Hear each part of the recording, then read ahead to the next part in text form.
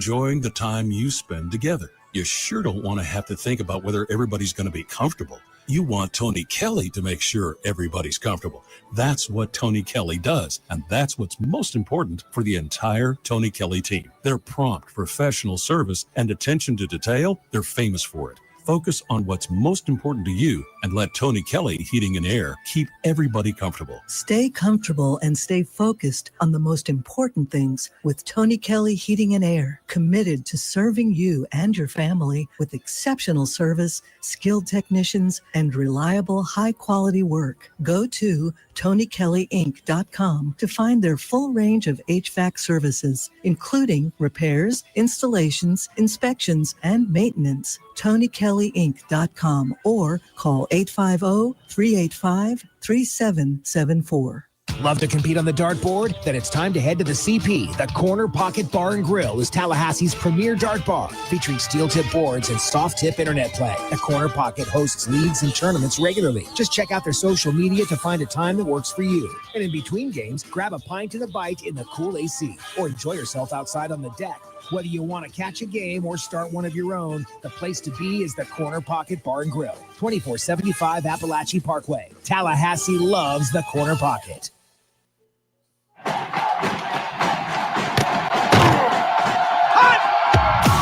Broadcasting live from Florida's capital city, this is the Jeff Cameron Show, brought to you by Orange Theory Fitness on Real Talk 93.3. Now, stop what you're doing and listen closely. It's time for the Jeff Cameron Show in 5, 4, 3, 2, 1.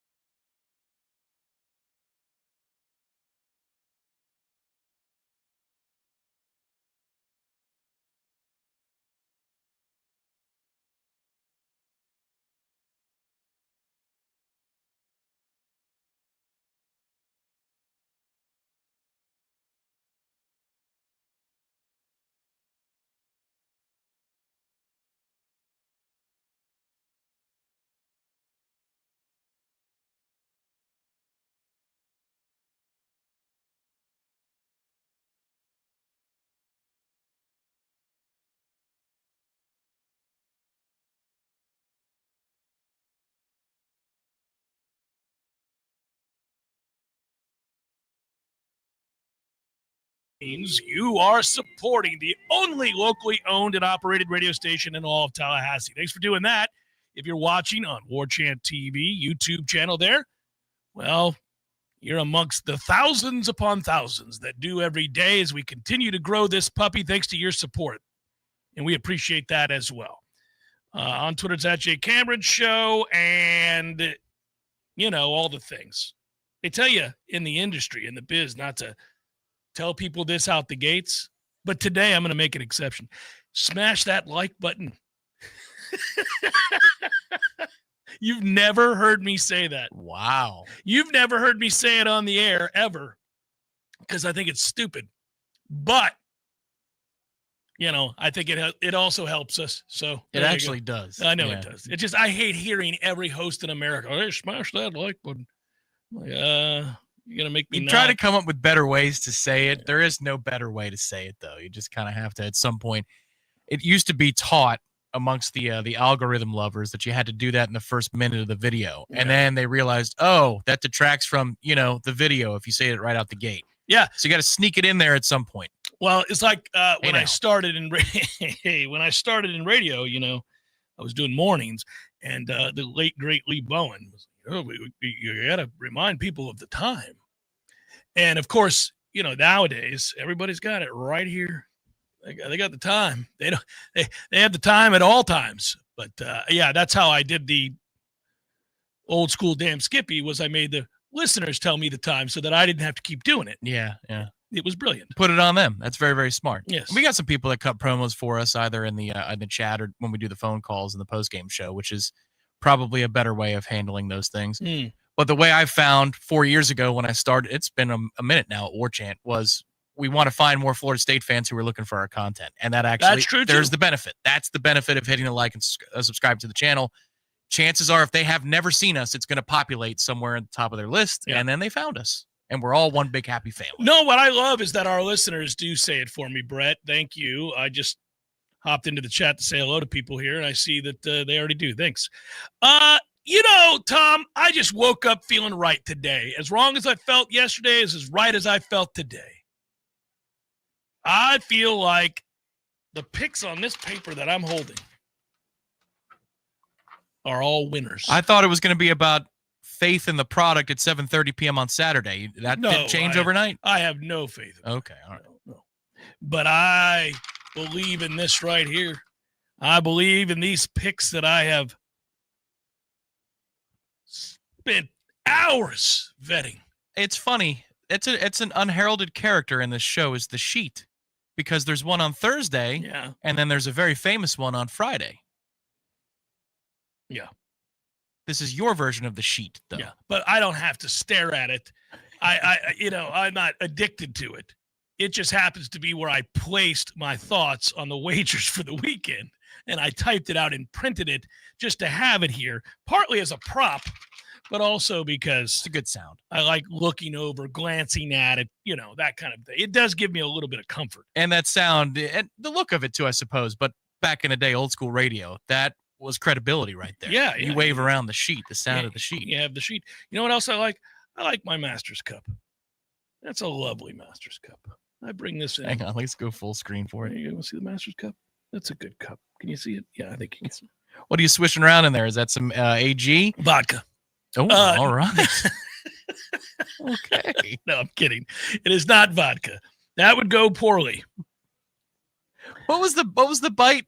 Now that is a selection of vodkas. Yeah. Now that is a selection of vodkas. Yeah. I forgot about that. That was fantastic. It was. Was that just a commercial that you guys laughed at every day? We made fun of it because it was a Clear Channel employee who did the ad, and he read it like you're in radio, and so it was so over the top. You know who this is. I'm not gonna say it, but yeah. And he was like, and that's a selection of vodkas. And I was like, oh, Jesus, man, come on. Yeah. The actor? No. Okay. No. I didn't think it was his voice. No, it wasn't Bill. No. Oh, I'll tell you during the break. Anyhow, I don't even know if he's amongst the living. I figured he was on the fast track to hell. Oh my! When he had some health issues that were brought on by him. So I kind of figured, well, this is going to spiral, buddy. This ain't going to work for you. Are you ready for this? Here we go. Yes, Kevin, that is an East Tennessee State hat. I wear it frequently. Really, let's see. I think, where do I want to, you know what I want to do first? You guys we were so close, and I felt like we were all together when I did this the last time. And I really enjoyed it. And I mean that. We invested as a show, the Jeff Cameron Show. Tom and I, you guys, as listeners and viewers, we all invested together.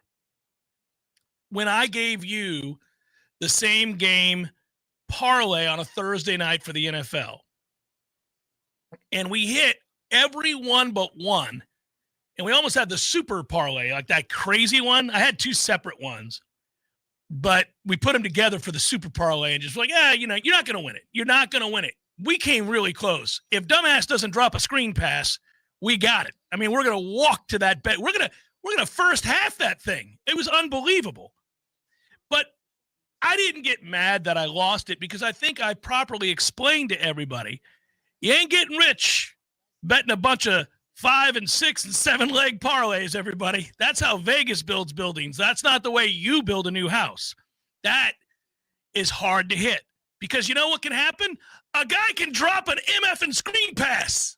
He's a professional running back, and he dropped a screen pass with nobody around him to cost us a 7-leg parlay.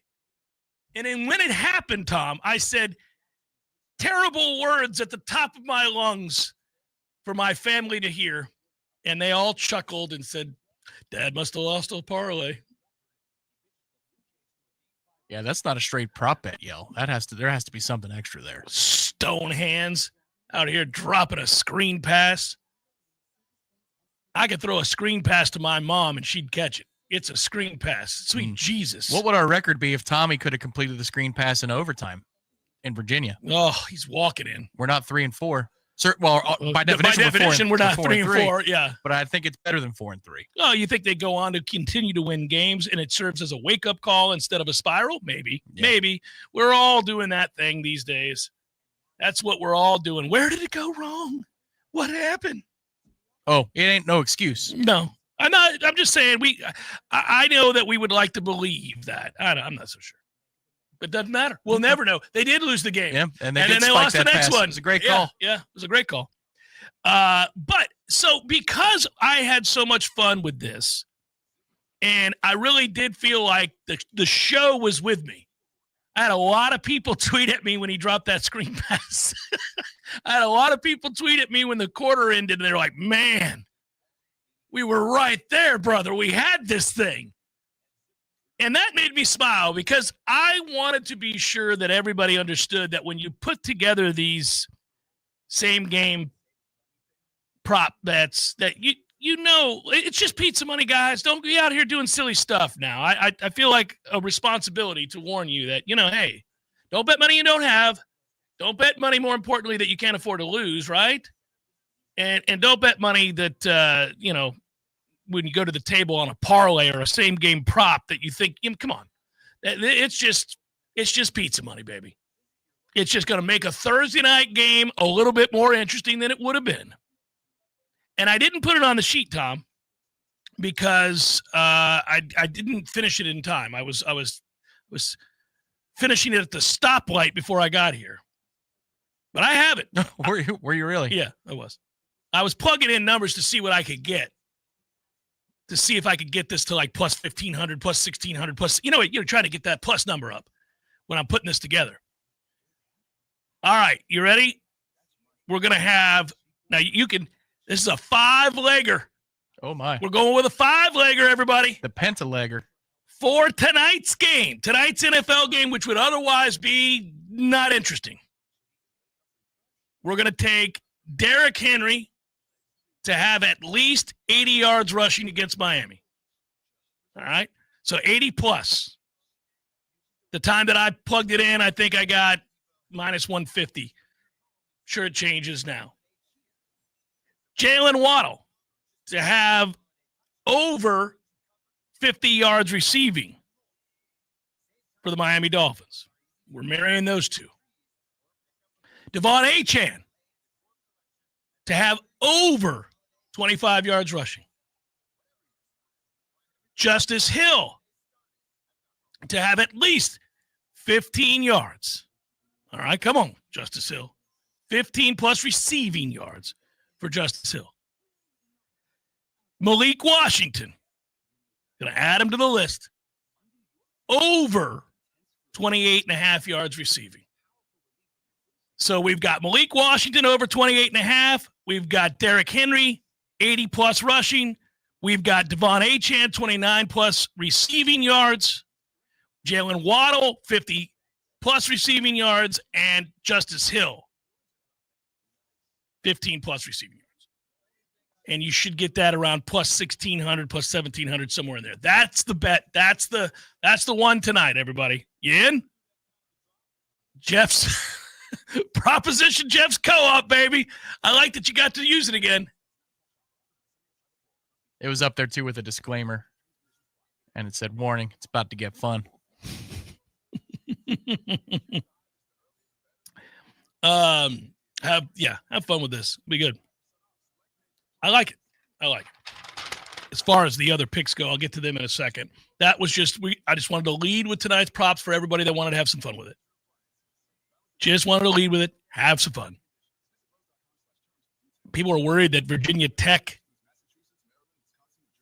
going to hire Franklin. You see that? That's everybody's like, oh, man. Well, they were freaking out in the chat yesterday because it was done, according to one person on the board that said it's finalizing details.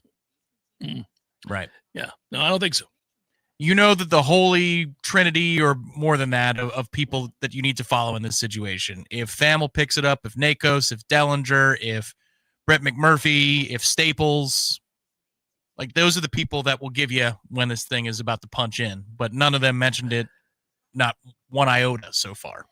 No, and I also think doesn't mean it's not going to happen. I'm just saying it ain't done.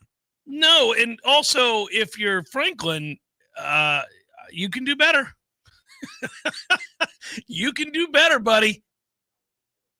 I don't think you want to take that job. There may be a better one waiting on you here real soon. I would ask the question. Derek Brooks has a new role, and I saw where USF hired him. Oh, man. This is frustrating. I don't know what a COO of football does. Sells it. Well, in that case, I mean, good for Derek. He lives down there. I'm rooting for him to be happy. I don't know I don't know that we missed out on anything necessarily. I love Derek. But if you're just selling the program. Well, let's just say you get a guy like Franklin, you don't need that role. But if you're getting somebody, people go, who the hell is that? You're going to need a figure like a Derek Brooks to be able to sell it. But that's the choice that the administration's got to make at any point. Matt Rule just got paid. He has signed a 2-year contract extension with Nebraska that takes him through 2032. So the rumors of him going to Penn State, that's that. No longer. He's staying in Nebraska. Who the hell are they going to get now? That was the hometown ties, and then there was Signetti. He's done. The two that they wanted are both gone. It's interesting now. I don't know who they're going to get. Get McCreary, whoever that guy was, the whistleblower. I don't know what they're going to do. I forgot about him, by the way. Yeah, so he signs an extension. Good for the fine folks in Lincoln, Nebraska, who were thinking their coach was going to get poached. And, you know, I don't know if I believe Matt Rule's getting that thing turned around right now, but it's still up in the air. So the end of his deal has, I think it's 3 consecutive years at 12.5. Yeah, 12.5. Right now he's making 11 and change. That's a lot of money. That's man. a lot of money. That is a lot of money. And the speculation on Franklin was that Virginia Tech would shell out 10. That was where it was, quote unquote, finalized 22 hours ago. Well, James Franklin at 10 is a little too rich for my blood. I don't know about you. I'll just tell you that I don't know, man. I'll say this. I think I'm going to let the puppet master play a bunch of other schools against each other for now, and then I guess figure this out over here. Disconnected from that guy. Like, hey, no, man, I got it. You're going to screw that school, and this school is going to get screwed by that school, and then and you're going to get rich as hell, and these 4 or 5 guys are going to get richer than they already are. Been there, done that. We're good. Not going to do that.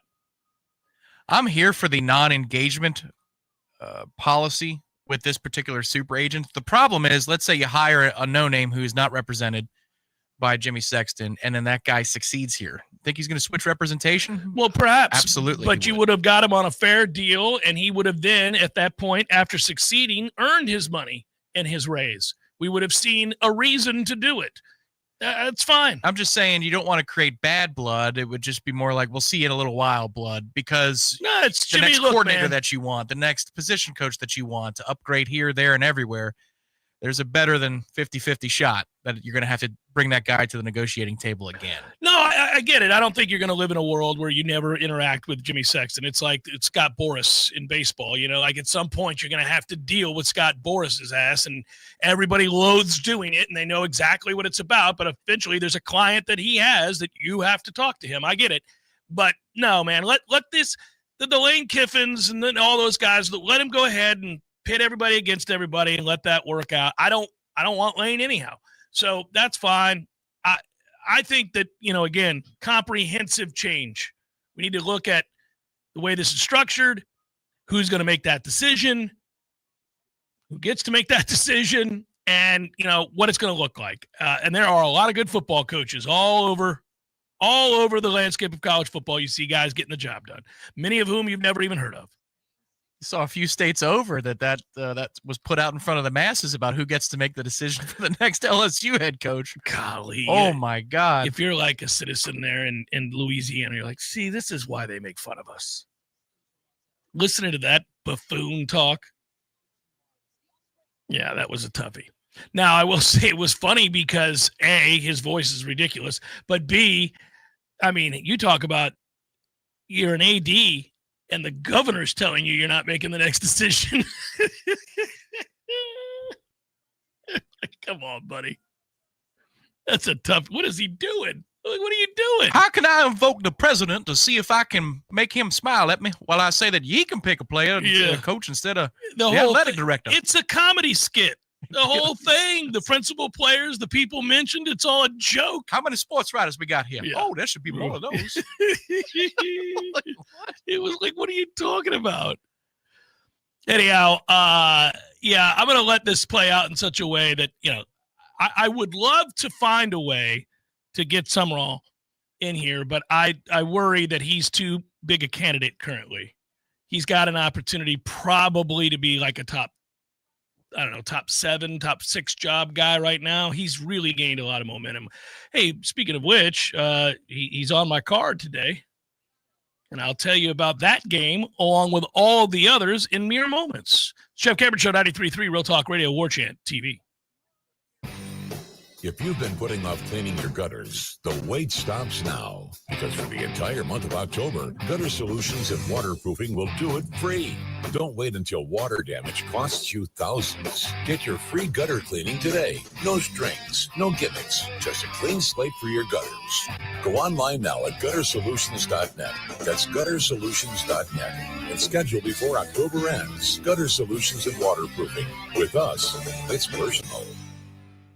Hey everybody, this is Shannon Young with Cross Country Mortgage. Been in the industry now for 22 years. I just made the move over to the nation's largest retail lender, Cross Country Mortgage, here to serve you in 7 states, including Florida, Georgia, Alabama, the Carolinas, Tennessee, and the state of Texas. Here to offer better service, better rates, and if you were thinking about buying, or if you've been on the fence and been waiting to call me, now is the time. You can still find me at loansforknowles.com. That is, again, loansforknowles.com. I've helped thousands of fellow Knowles get into their dream home, and I can't wait to help you get into yours. Give me a call today. I'm at 954-369-6171, or go to loansforknowles.com. Again, that's 954-369-6171, and that's loansforknowles.com.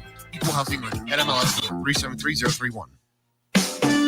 Barry knows cool. He's keeping you comfortable. Barry knows cool. You can put him to the test. Barry knows heating and air conditioning. Keeping you comfortable is what Barry does best. No matter how busy life gets, your home is the place where your family and friends show you they care and celebrate with you. That's why the professionals at Barano Heating and Air Conditioning always make sure your home is comfortable. Just like those who matter to you most, Barano will always be there for you. This is Tyler from Barano Heating and Air. Now you can schedule an appointment, purchase or renew your service agreement, or pay your bill from your mobile device. Any day, anytime, anywhere. When you turn to the experts at Carrier and Barano Heating and Air. Online at baranoac.com. Florida license number CAC 1816186. Barano Heating and Air Conditioning.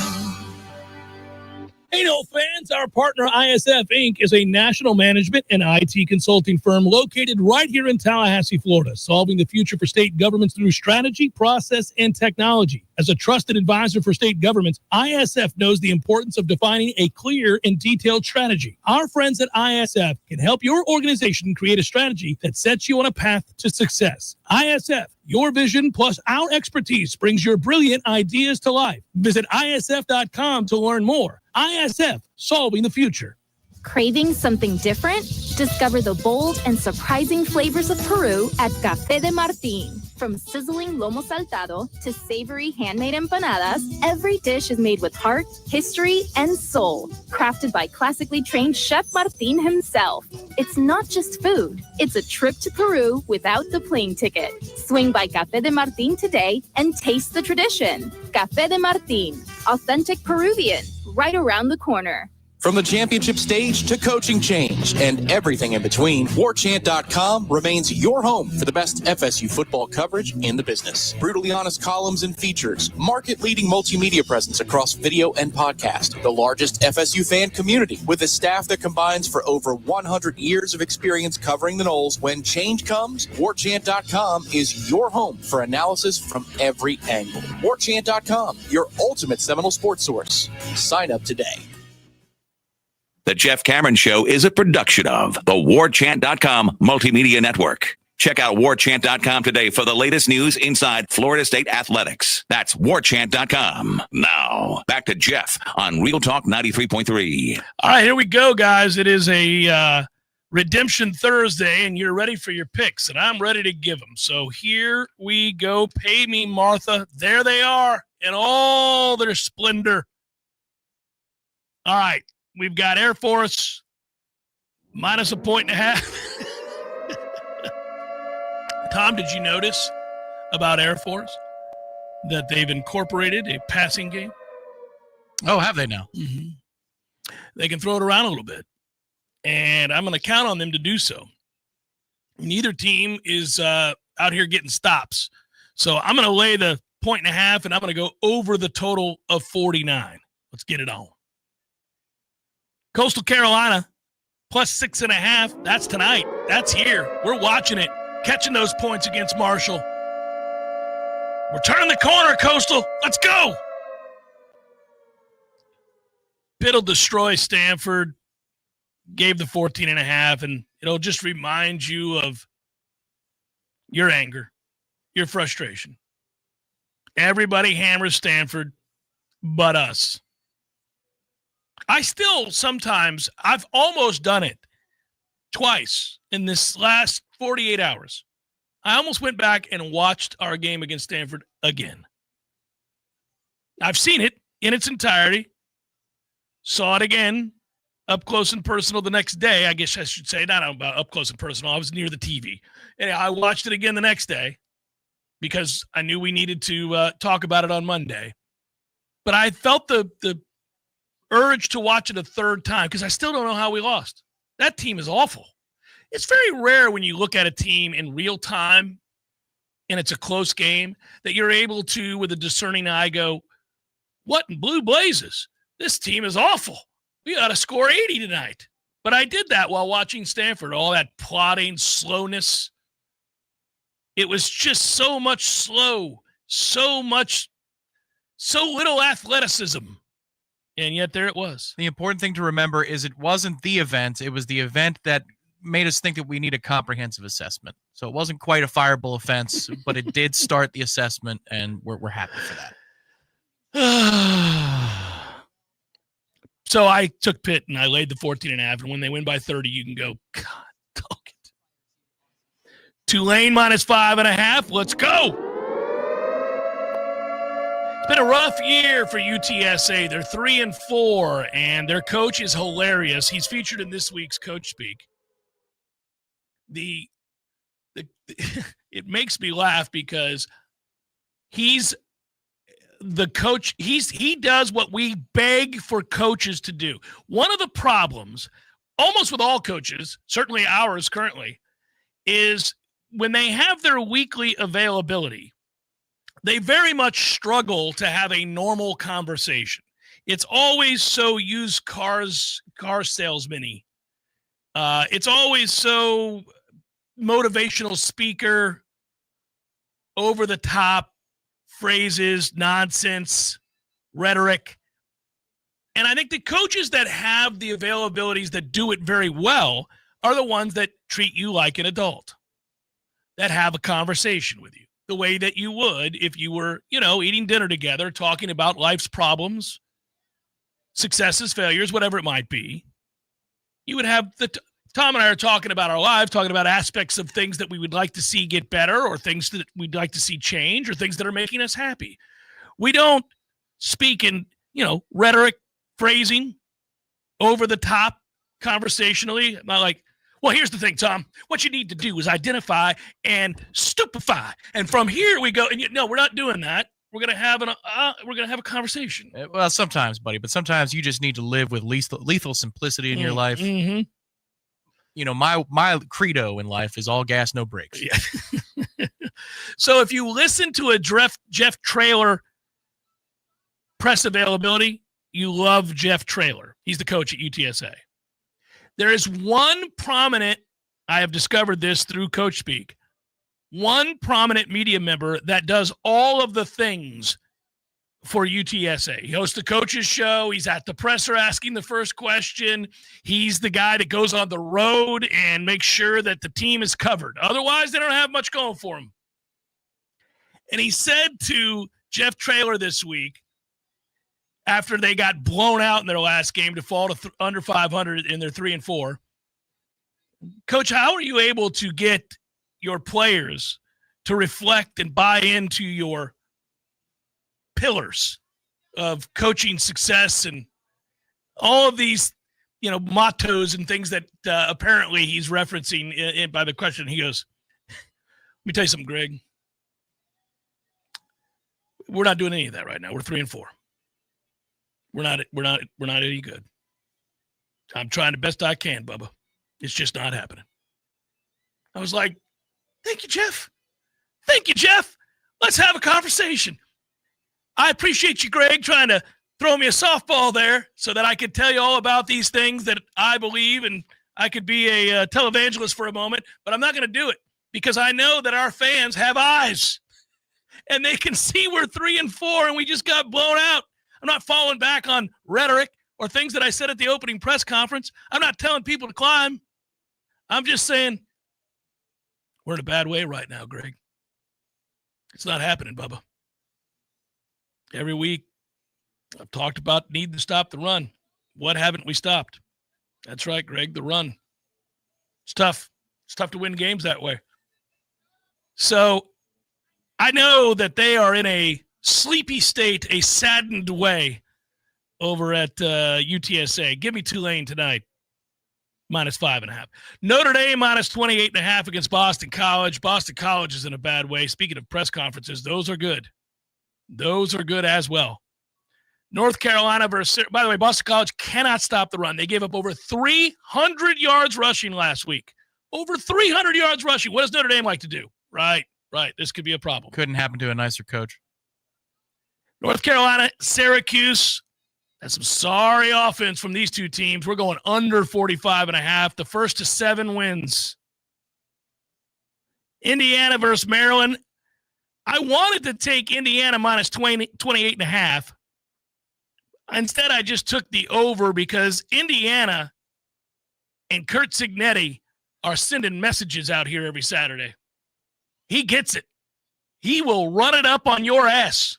He will throw the football in the fourth quarter up 40 because he just did it. Yeah, impressive. Doesn't care. I like him more every day. Not just because it's a cool story and he's weird, but because my man is unapologetic about the fact that we're trying to score 70. Like, just begin the game knowing I'm out here trying to score 70 today. Good luck, partner. I'm trying to drop 70 on that ass. That's the standard. That's what we want to do here. We don't always reach it, but along the way, we might hit 50, might hit 60, and we're going for it. 63-7, fourth quarter, our ball, 2nd and 10, 1.5 minutes to play. 5 wide. We're throwing it around the lot, baby. I call that play gap band. I mean, we are attempting every time. So I'm just taking overs while I can because Indiana might drop 50 on Maryland themselves. Over 50.5. Florida, Georgia. I'm catching 7.5.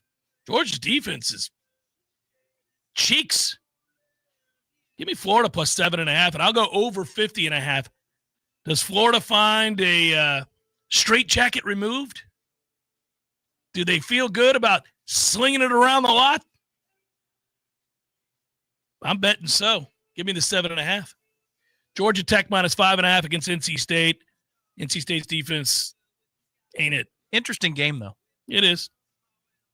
I decided I'm not going with the, hey, ACC road game. Tech doesn't score a lot. They're a little beaten up. NC State's defense is ass. Georgia Tech's tough. I'll give the 5.5. Oklahoma, Tennessee under. Mateer doesn't look right. And I don't think Oklahoma's going to score a lot. And I like Oklahoma's defensive line. So we're just going to go under. We're just going to go under here. I actually like Tennessee's defensive line too. So we're definitely going to go under. Yeah. Under 56.5. I like that. Yeah, Mateer right now looks like Ricky Wild Thing Vaughn. He doesn't look but he doesn't throw hard. Vaughn at least threw hard. It was wild, but he threw hard. But everything is a lollipop right now from Mateer. He looks terrible. And there were several things in the last 2 or 3 drives that were wide the hell open. I know, man. Believe me, I'm rooting for Oklahoma. I'm sure. I'm pissed off watching it. Because that defense that they were going against, that's layup central. So they had opportunities. And then tonight's game, I have the over 51.5. 2 awful defenses so far this year. Let's go over 51.5. Weather shouldn't be a problem, right? We're going to go over. Wouldn't imagine. Yeah, we're going to go over here. So there you go. And I thought about a side. I'm just going to go over. I think there's a lot of points in tonight's game. And then, of course, I gave you the weather's fine. Good. I gave you the prop. So there you go, man. That's a bevy. We've got a lot of wagers out here. That kind of is a Thanksgiving feast right there. That's a lot, man. If you count the overs and the unders and the prop, you got a lot of wagers there. I don't know if I can get to all these sides. There are so many sides. 5, 6, 7, 8, 9, 10, 11, 12, 13, 14, 15, 16, 17, 18 different wagers if you're counting totals and sides and props. That's me coming to the table, bringing it. After a 3-7 week, we cannot have it, Tom. We jump right back into the deep end. We're not out here half-stepping. There is no pussyfooting in the world of gambling. You have a bad week, we double down. What would you say the ratio? That's a healthy way to live. What would you say the ratio is of player props, overs to unders in your personal life? 9-1? Do you look for unders ever? Oh, I have. Yes, I do. I had it last week. We were golden. Yeah. Dude just dropped the screen pass. I know. 2 weeks ago. Usually these multi-leggers, you're over central, and I don't mind that because it's easier in your brain to devise the over than the under. Well, I tell the story of the game and the principal players, the actors that make up the story. And so when you're doing that, you're going to start with Derrick Henry. And I'm like, all right, Miami has had a hard time. They didn't last week. Here's what's amazing. Now, this is where we could lose the bet tonight right out the gates. And if I were an Atlanta Falcons fan, I'd be very concerned about this. If I'm not mistaken, going into the game last week between the Dolphins and the Falcons, Miami's defense on a per-play basis was one of the worst rushing defenses, if not the worst rushing defense in the National Football League. Atlanta, last I checked, has Bijan Robinson. Can tote the rock a little bit, Tom. Pretty good little player. So, rightfully, we all assume tough matchup for the Dolphins. Struggle to stop the run, going against arguably the best running back in the league. And I don't think my man had 30 yards rushing. So, go figure. I'm going to call it an anomaly. I'm going to say Atlanta was ill-prepared. I think the body of work suggests Miami is not very good against the run. They gave him the ball 9 times. But they had to stop. They had to stop because they got behind and they weren't successful when he was running. I'm here to tell you, though, he's their best shot at a touchdown no matter when you hand it or throw it to him. I don't disagree, Tom, but they were getting blown the hell out. I mean, it was ridiculous. So give me Derrick Henry, and that's how I started it. Now, if I go to the other side of the ball, the 2 guys I always look at are Waddle and to some degree Achane. I love Waddle. I like watching him play. Good route runner, man. He's fun to watch. And if the Dolphins are going to have any chance at all, he's got to have a big day. Baltimore's defense has been porous, to say the least. All right, so what did I do? I looked at a Waddle total. And then I went on to look at all these other players and percentages of times that they're targeted and all. That's how you do it. Derrick Henry's career average on Thursday night, 83.7 rush yards. There you go. So it is written. Let's go, Derrick. Let's get there tonight. Hold on to the ball, brother. Let's make it happen. I feel good about it. I do. I walked in here today emboldened by my selections. All of them. I don't know that I'll go 18 for 18, Tom, but I do feel very good about these picks. It's Jeff Cameron Show, 93.3 Real Talk Radio, Warchant TV. This is meteorologist Paul Trombley with your Real Talk 93.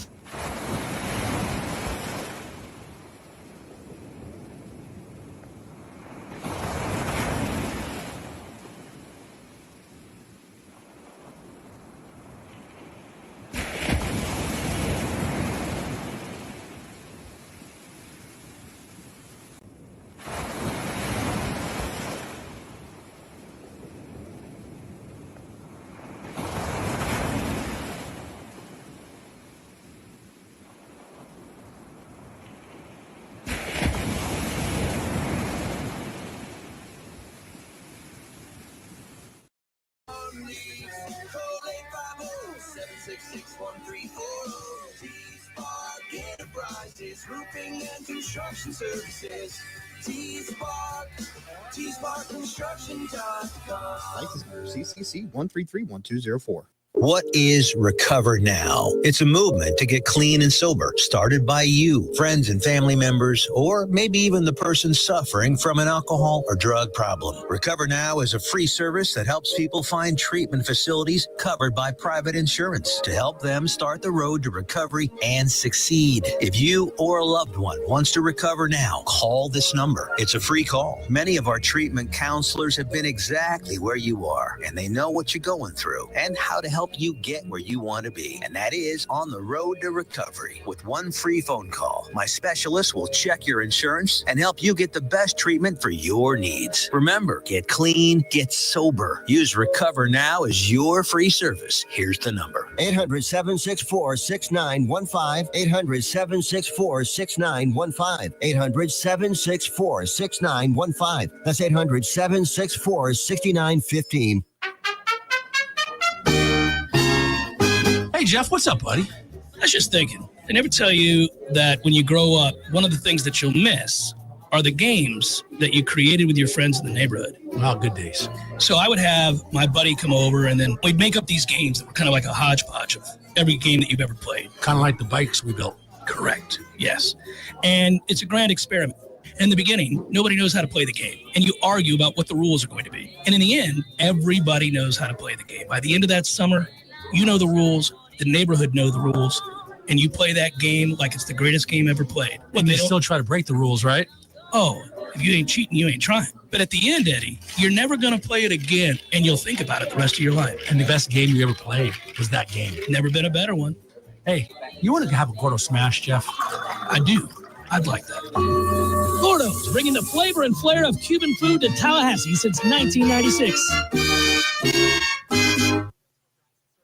The Jeff Cameron Show is a production of the Warchant.com Multimedia Network. Check out Warchant.com today for the latest news inside Florida State athletics. That's Warchant.com. Now, back to Jeff on Real Talk 93.3. Jesse J in the chat. When Jeff wins, we all win. Well done, Jesse J. Let's hope we get back to our winning ways. I appreciate the contribution. Thanks for tuning in and for having fun with us. We'll see. I feel good, but we need to bounce back. I hate having a losing week. First one this year. We got to get on it. I feel like the week flipped morale-wise for me when I saw the other day that the football program did tweet out that the climb continues this weekend. I didn't notice that until this morning. I saw it in the 4U section. I think I stopped looking. Well, it's in the 4U section because Twitter demands that you convert over there, and I refuse. So I switch the column every time I log in to see what's going on in the news. And that's the first thing that popped up. The climb continues. Okay, all right. Let me see what mine says. Nope, it's not on mine. Nope. Mine says the Jeff Cameron Show's on right now. Oh, there you go. That's what mine says. Yeah, I have no idea. I'm glad I was caught unawares about the continuing climb. I got off the climb and ride. I said, no more. I've climbed enough. We have done so much climbing. We have been climbing for a very long time. As the person noted after we posted something else a few weeks back about the climb, we should have scaled Everest by now. How tall is this mountain that we're climbing? And I agreed. And I was like, that's a good point. Good point. We have been climbing for a minute now. Haven't they named mountains on the moon or Mars? I'm sure they have. From the telescopic imagery? Mm-hmm. I'm sure they have. That's the one we're climbing. We're climbing to Mars. I feel like if Jimbo came back as the head coach, there's a chance that at one point over his second tenure, we would get manned mission to Mars in there somewhere. Because there's always a deviation into something truly absurd once or twice a year. With Jimbo. I saw a whisper that he might, that Arkansas would maybe be interested. Huh. That's interesting. Auburn may open up.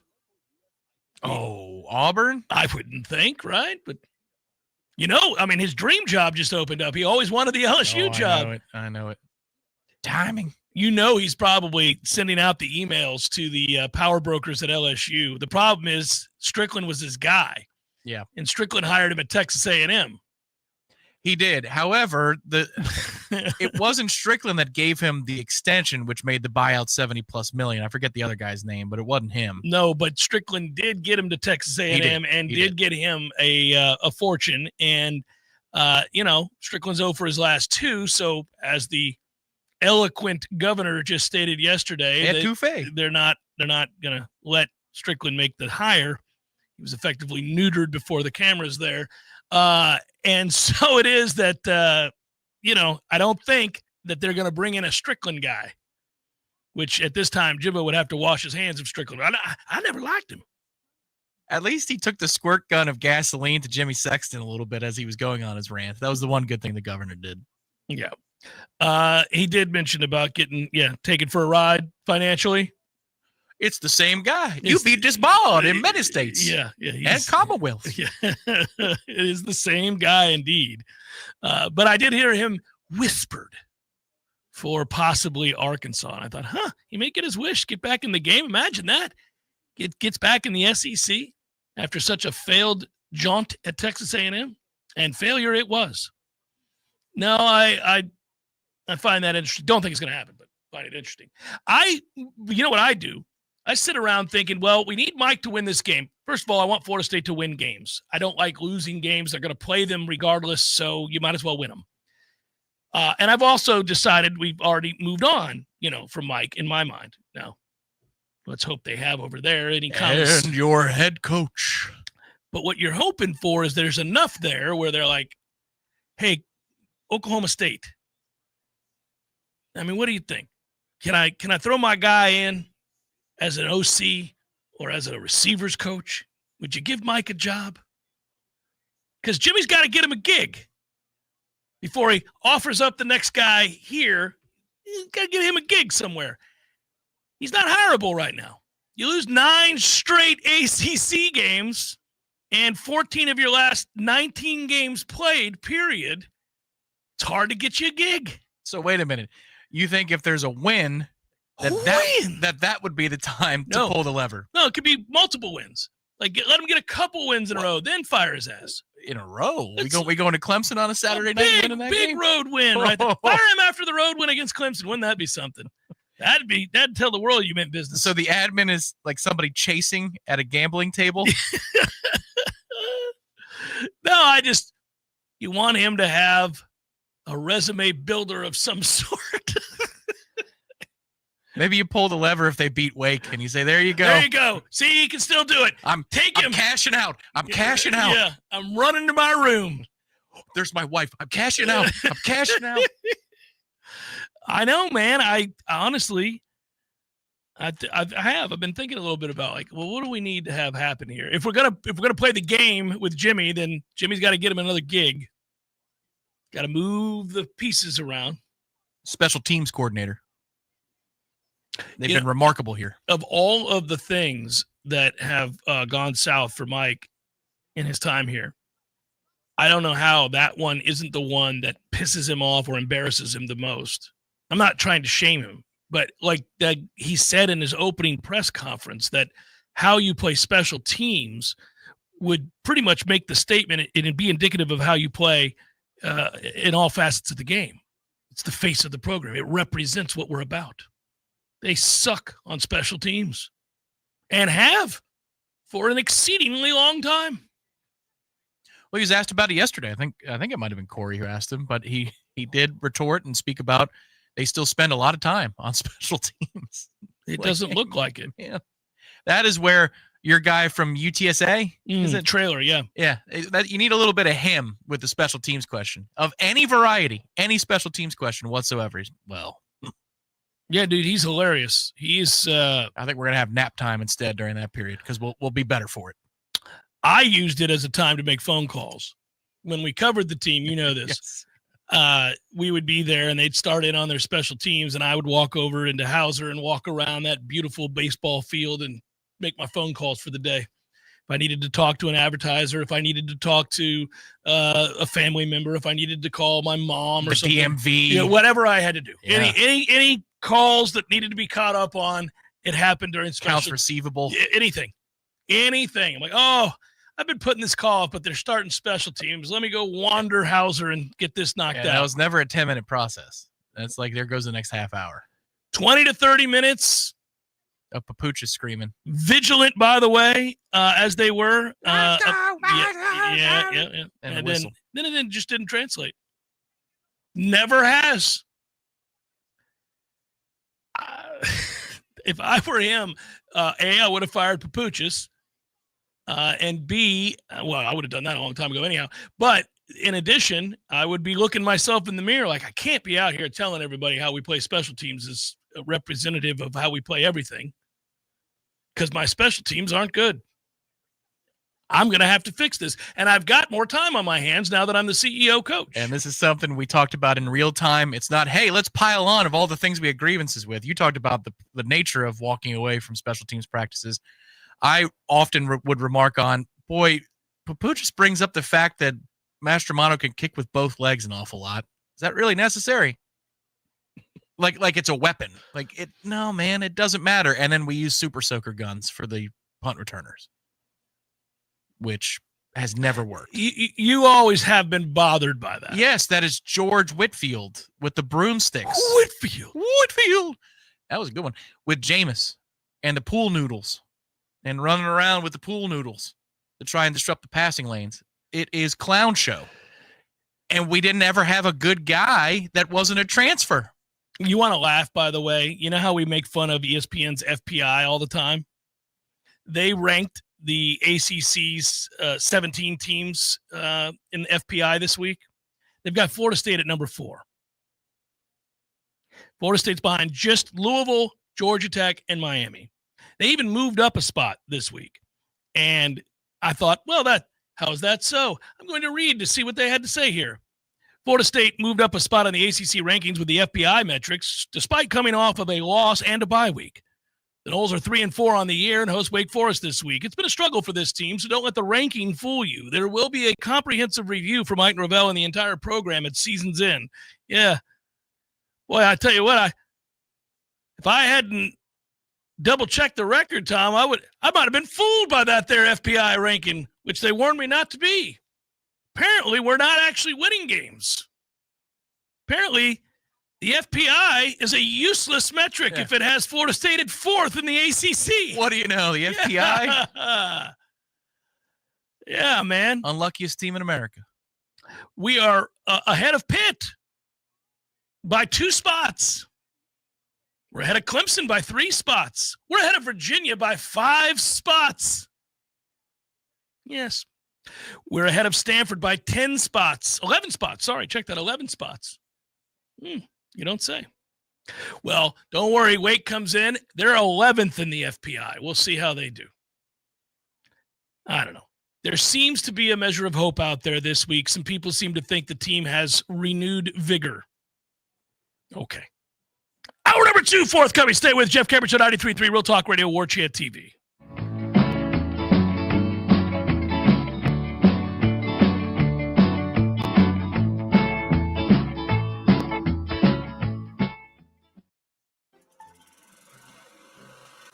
It's where you raise your kids, where friends become family, where every corner has a story worth telling.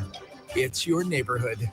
At ABC 27, we share those stories, bringing you news that connects communities, builds pride, and reminds us we're part of something bigger.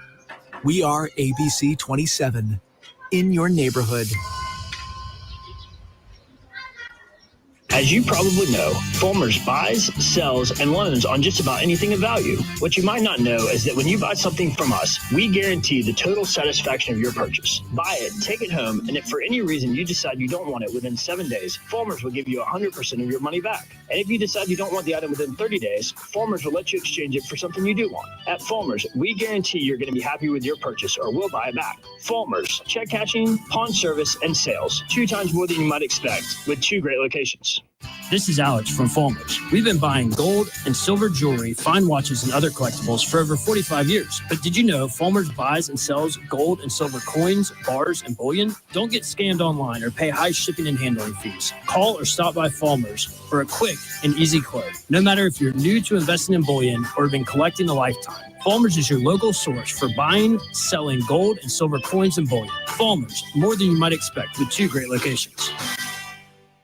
When you need the plumber quick, how long is an acceptable time to wait? Hey guys, we really need you over here. My toddler just flushed a whole bunch of toys down the toilet and everything, and I mean everything, is backing up. 2 hours? Hey guys, just checking in. The water has reached the hallway now and it's getting pretty deep. Can you get here anytime soon? 4 hours? Hey guys, can you please hurry? Now my wiener dog is doing the backstroke over here and they're not known to be strong swimmers. Hey honey, grab his life jacket. 8 hours? Oh, so now you're here. At M&L Plumbing, you'll never have to wait long for quality, dependable service right when you need it. Our qualified technicians aim to achieve 100% customer satisfaction. And now M&L Plumbing can also be your go-to for all septic tank pump-out services. So the next time you need plumbing work or repairs, think of the name M&L Plumbing. Your local plumbing experts, commercial or residential. Give us a call, 850-575-9393, or online at mnlplumbing.com. M&L Plumbing, for all of your plumbing needs. Pay-per-view fights can ring up big bills, especially since in the Octagon, there is one every few weeks. That's why the 7th Hill Tap Room right downstairs from Corner Pocket Bar and Grill carries every single fight. Plus, unlike most pay-per-view bars, there's no cover charge. And drink specials, too, like $3 select domestic beers and more. And if you enjoy international soccer, 7th Hill opens early. $2 mimosas on Sundays, anyone? The 7th Hill Tap Room, 2475 Appalachia Parkway, just downstairs from Corner Pocket Bar and Grill. Coming up next, more of the Jeff Cameron Show. Live and local on Real Talk 93.3. WVFT. Greta, Tallahassee. Your Sports Flash update on Real Talk 93.3 in Tallahassee. A couple weekly honors for some Tampa Bay Buccaneers. Outside linebacker Anthony Nelson has been named the NFC Defensive Player of the Week. He had 2 sacks this past weekend in addition to a forced fumble and returned an interception for a touchdown. Also, kicker Chase McLaughlin, he had a pretty good week as well, as he has been named the NFC Special Teams Player of the Week. Buccaneers going into a bye week. They next play against New England on November 9th. Football this weekend, the Jaguars on Sunday take on Las Vegas, and the Dolphins, they play tonight against the Baltimore Ravens. Edge rusher Bradley Chubb is questionable, but is expected to play. This Sports Flash is presented by Progressive. Bundle auto and home, renters, or condo insurance and save with Progressive. I'm Matt Pauley on Real Talk 93.3. Tempted to decorate for the holidays early? We like your style. Right now at Kohl's, save 20% on decor, hosting essentials, and more. Plus, get $10 off $50 spent. So go ahead, hang up that wreath, swap out those couch pillows for ones with snowflakes. And while others are panic shopping later, you'll already be cozied up feeling pretty great about these early Kohl's deals. Select styles. Offers end November 2nd. Some exclusions apply. See store or Kohl's.com for details. Working as a dedicated Fidelity advisor, I always ask, what's important to you? I'll look at those priorities and goals alongside your full financial picture to build a comprehensive plan designed to help grow and protect your wealth. With proactive portfolio insights and an eye on taxes, I'm here to help you make the most of your money. I'm Laura Maxwell, and I'm a dedicated Fidelity advisor. Learn more at fidelity.com/wealth. Investment minimums apply. Fidelity Brokerage Services, LLC, member NYSE, SIPC. Injured? Call attorneys who care. Facing Brooks. Offices, Tallahassee. November 10th, 1919, the first Armistice Day is observed following the cessation of hostilities on the Western Front of World War I, later known as Remembrance Day. In 1954, the United States Congress established a national holiday to be observed each year on November 11, honoring all of our nation's veterans for their service and devotion. This Veterans Day, ACL Home Inspections in Tallahassee will join with Americans here and across the world as together we honor our nation's veterans with parades, ceremonies, displays, and prayerful gatherings, giving thanks for our nation's veterans and their loved ones for their willingness to stand in defense of our freedom and the liberty of our nation. A message of thanks from ACL Home Inspections in Tallahassee. Online at aclhomeinspections.com or call 850-312-8919. Your body is a masterpiece designed to heal itself from within. Learn how to maximize your health by tuning in to Phenomenal Health with me, Dr. Ryan Finn. Saturdays at 2:30. Experience true health today and call Finn Chiropractic at 386-7700. Tired of watching baseball score updates on your phone? Get off the bench and head to the CP. The Corner Pocket Bar and Grill is your home for all MLB games in-state or nationwide. Enjoy the coldest drinks, Tallahassee's best wings, and watch your team in crystal clear comfort. And if you'd like to compete, come by Tuesday nights for CP Trivia and Thursday nights for Beer Bingo, where you can walk home with cold, hard cash. The Corner Pocket Bar and Grill, 2475 Appalachie Parkway. Tallahassee loves the Corner Pocket. Every child deserves a chance to live their best life and celebrate every moment. When you support St. Jude, you help give kids with cancer around the world that chance. Together, we can save more lives. Finding cures, saving children. Visit stjude.org.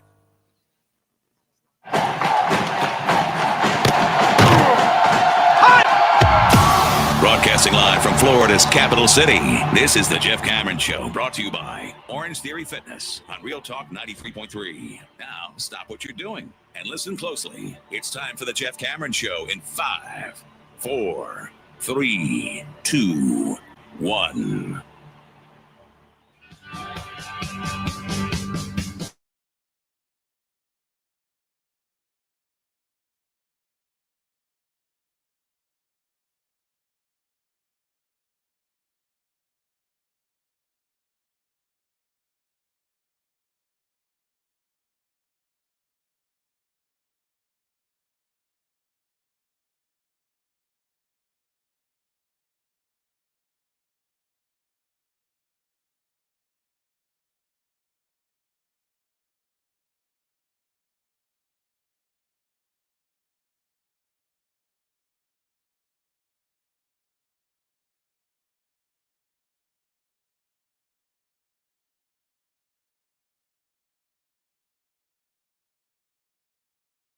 Appreciate you supporting us on Warchant TV, warchant.com as well. Thank you for that.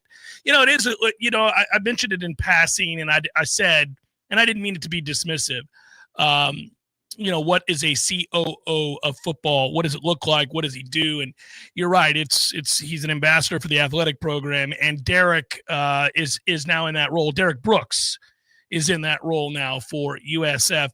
And when you read the article in the Tampa Bay Times, it serves to make you happy for him, but it is depressing because it looks like USF is undergoing exactly what I would like to see happen here. Derek Brooks' hiring comes 2 months after Tampa Bay Sports Commission executive director and USF alumnus, as it turns out, Rob Higgins, was hired to replace the athletic director, our old friend Michael Kelly. And he had what was now considered to be, or what is considered to be, a rebranded title. That is CEO of athletics. Now we're talking. Now we're cooking with gas. Here we go. It's the great imagining and rearranging of athletic departments, of which we reference frequently. Higgins and Brooks are going to work hand in hand in football as well as men's basketball, according to USF's release. Quote, we have committed to Bulls Nation to build something special here in USF athletics to best serve our student athletes, coaches, faculty, alumni, and fans, said Higgins. Derek Brooks has been a pillar of the Tampa Bay community for the last 30 years and a leader in the state of Florida his entire life. We've been fortunate to work with Derek many times over the last 2 decades, including bringing the Super Bowl to Tampa and hosting that event. We could not be more excited to welcome his passion, energy, and expertise at USF as our brand new COO. It is the ultimate role model for our student. He is the ultimate role model for our student athletes. Of course, it goes on to talk about Derek being an 11-time Pro Bowler and 14-year NFL veteran and Super Bowl champion and all of the things. It also mentions that he got great experience as executive vice president and corporate and community development when he worked for the Vinnick Sports Group, and as well as Tampa Bay Sports and Football Entertainment, LLC. He was the president and co-owner of the Tampa Bay Storm Arena football team as well. So he has a lot of experience advocating on behalf of athletes and programs and franchises for that matter. And this quote stung. It's from Derek Brooks. He said, I cannot think of a university or an athletics department with a brighter future than ours here at USF. I'm ready to get to work. I'm excited to join Rob and his staff, the tremendous student athletes and coaches who make USF athletics one of one in college athletic departments. Would have been cool to replace that with FSU.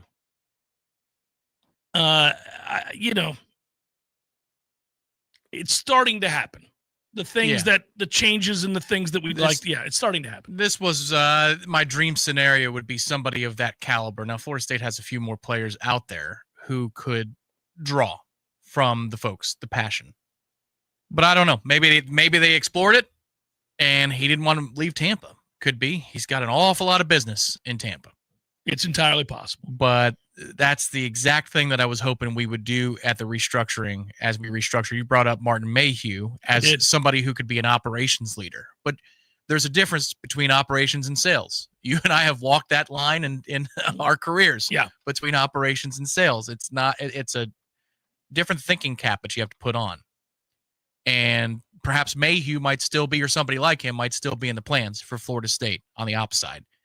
But you got to have somebody who can sell it. And Derek Brooks would have been, I think, exceptional at it. And I congratulate him. And I'm sure, again, he loves Tampa. So this makes it very, very easy on him. And he does have something easy to sell, because when you're involved with Vinnick Sports Group, who has been integral in the growth, the Vinnick Empire of downtown Tampa, and the connections with USF, you already know a lot of the stuff you're going to be pitching. It's not a brand new pamphlet you got to go rifle through to learn. The reason I brought up Martin Mayhew, of course, he is a Knoll and played here from 83 through 87, and then obviously had a long career in the NFL with the Bills, with the current-day Commanders, back then the Redskins, and the Tampa Bay Buccaneers. But if you go back and look at him, you want to talk about being, a guy that's running football ops and being sort of a CEO and doing all those things. He was, with the Washington Commanders, a senior personnel executive to the GM. He was the GM of the Commanders for 2 years. He was the vice president of player personnel for the 49ers for 2 years.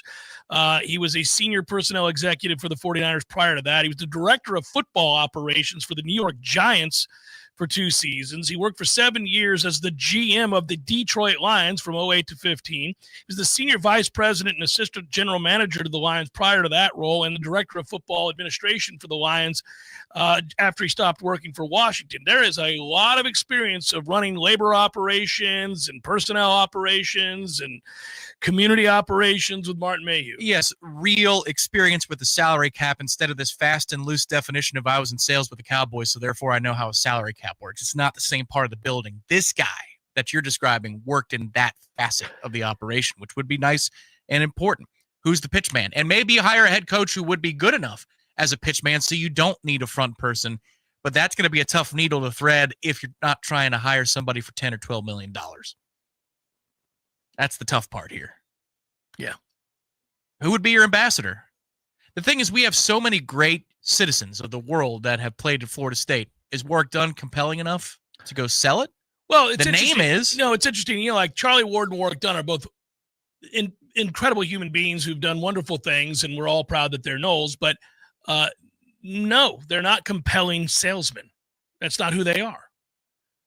You don't need to be. Not everybody needs to be, but in that role, one has to be. So you are correct. That's not who I would go with. I don't really know who fits that role necessarily, and I don't know that it has to be a former player. It just helps, especially if you're bringing in an outsider. It carries weight. Like, this is where we talk about who's calling the shots and all that kind of stuff. I trust Chairman Collins a little bit more than I do McCullough or Alford because he's a Nole like that. So you put a little bit more faith. They understand the stakes of what's going on. They've got skin in the game. He has skin in the game. But I think everybody wants to succeed. I don't know that I'm not going to rank the people that I trust and don't trust right now. I certainly have said my piece on, I believe there is a naivete towards where NIL is headed and what NIL is currently by our AD. And that concerns me. Sure. If he did not have that view of NIL, I would say he's done a fine job. Yes. Well, and they're all hunting for their own legacies, so it's not like that they're going to be less invested in success on a day-to-day basis. But when it's personal, you get that extra little bit of gravitas and investment. Like, people are flocking to Jimbo because there were some tears on the dais of ACC Huddle. Well, the problem is he called us they. He called us they while he was here, while he was wearing our polo. Mm-hmm. Like, you think he's invested on the level like a Derek Brooks would be, like a Warwick Dunn would be? While he was cashing our checks. Right. I pointed that out at the time. That always bothered me. Yeah. My man. Oh, there was a distinct difference between somebody like a Mike Martin and a Jimbo Fisher in the way they talked about this university. Yeah, but goodness gracious, it didn't take a stroke of PR genius to have somebody say to him, hey, look, man, it's we when you're working for the university and you're talking about us. And not y'all. And cashing those checks, my man. Right. There's a whole lot of we that needs to be said here. Not a you all, and they. Well, and that's you talk to academics over there at Florida State. They love what the president is doing for the university right now. They're the number 11 ranked public university. And right? There's a lot of things that Michael Alford can claim success for, and rightfully so. But they put on the lapel pin, and then they'll go somewhere else. I think in order to ground this thing a little bit more and create a groundswell, it would be nice if you could find a unified Florida State figure. Yeah, it'd be interesting to see if. I don't know what they're doing behind the scenes right now, if that's a part of whatever this delay is, right, in the inevitable. I have allowed for that, though, when we have this conversation. I mean, I have said, look, it stands to reason that anybody in a normal set of circumstances that looked at this objectively would have told you Stanford would have been the final straw. That would have been it. It would have been time to move on. It's overwhelming evidence that they have tuned him out. It's probably not a healthy thing for the culture, for the locker room, for the day-to-day operation if he's allowed back. So we need to move on. And it was never anything personal or anything like that. It's we have to cut it, rip off the Band-Aid, let's move forward. And it's not even that you would then begin, in earnest, the serious interview process for hiring, because you may not be able to. You really, the people that you may want to talk to have jobs currently and may have those teams in position to go to a playoff. They can't talk to you right now, but you can have those discussions with the agent. Now, that said, people would retort, well, they're doing that. They're probably having the discussions now. Whether you fire Mike or not, those things can be happening. And, I guess they just wanted Mike to lead day to day. I don't know. I don't, but fine. Okay, fine. I hope that is what's underway here, is this vetting process and discussion. I don't. The crummy thing is, if the defense was good this year, you could have just given it to easy. Tony. Yeah. The answer is easy. That is somebody who is a compelling figure at the dais. But unfortunately, when you look as lost as we do, or like it's whack-a-mole week to week, and he's searching for it on the podium, that doesn't inspire the confidence you need. Yeah, they got a double whammy of problems over there is the issue here. You've got some guys that aren't having success, but then pointing out that they are, I have pointed this out too, that we are lacking in personnel. That's not a great and talented football team that isn't living up to expectation. They're not that great. They're not that talented. They're better than this. Their record should be better than this. And your starting 22 is pretty solid. But it's thin. It's paper thin. That's why when they have an injury almost anywhere, like right now at corner, it falls off a cliff. If you lose your starters, like look at the receivers. Look how fast it falls off if any of those guys are out. Which is infuriating, the corner injuries. And they were talking about moving Shamar Arnaud back and forth. He was at safety, so that draws a little less from corner, but we needed to play him at corner. So you're telling me that all of these high-level blue chippers that we brought in specifically at that position, if we succeeded nowhere else outside of maybe tight end they've recruited, over the last few years. They've recruited corner well. They have recruited corner well. Yeah. You're telling me that none of these guys, none of them, you have to go straight to a freshman after we drop off from 3 on the depth chart? We're supposed to have like 9 of them. It is pretty amazing, and it is very frustrating. I'm with you on that. I don't understand how you could bring in that many talented guys, that many blue chippers at that position in the secondary, and not have any of those guys emerging. And you could say, rightfully, that Tony White warned us by going to get Jerry Wilson in the first place. Immediately. Yeah, it was unsettling. I said it at the time. I went, well, that's kind of odd. None of these kids can play. And by the way, Jerry hasn't been that good. Right, yeah. He hasn't. He's been average. Yeah, they have issues. And a lack of depth is a big issue for this team. That's why you go from beating Alabama to where you are now is day one, game one, everybody's healthy. You got all your starters out there feeling better than they ever have. Haven't played a game yet. They're all good to go. Full strength. They executed, delivered. They were angry. They were prepared. Well done, Florida State. Go out there. You out-physical Alabama. You surprised them. Their defense looked ill-prepared for Gus's offense, and you got the win. But as the weeks went by and you got nicked up a little bit and you began to lose certain guys, it became apparent that your depth is sorely lacking. And the drop-off between a drop-off. It's not like, one story. You're following 6 stories. It's bad news. They didn't have a plan for Gimpy Tommy. You think they would have crafted one? See, I don't know, Tom. I guess,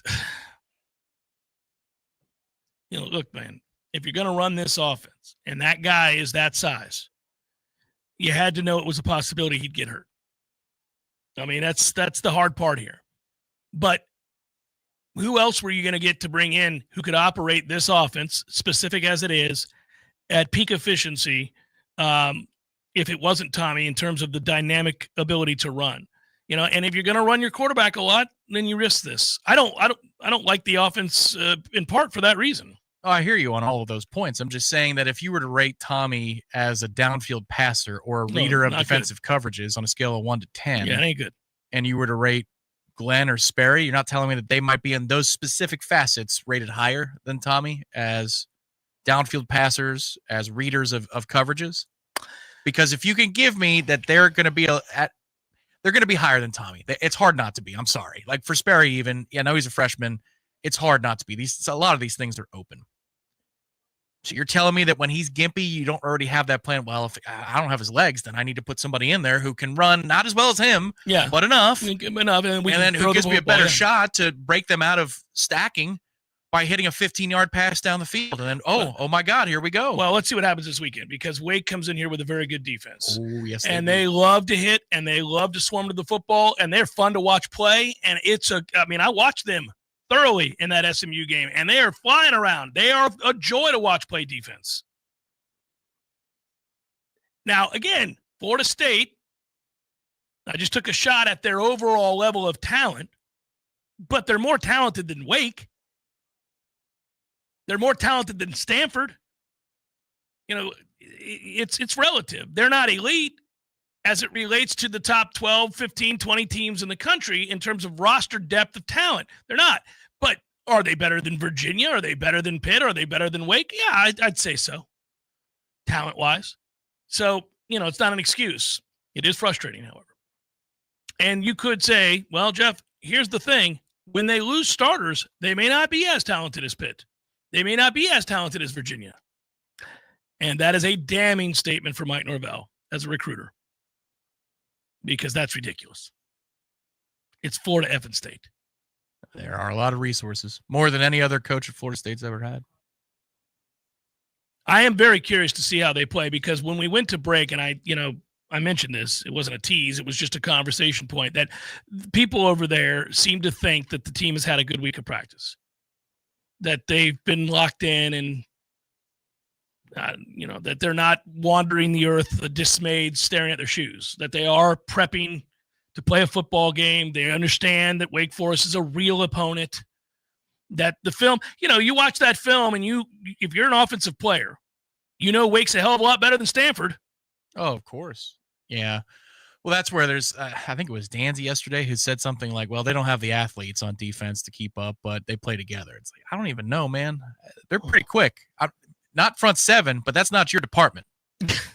Yeah, they're secondary. You run an end around, they'll be there.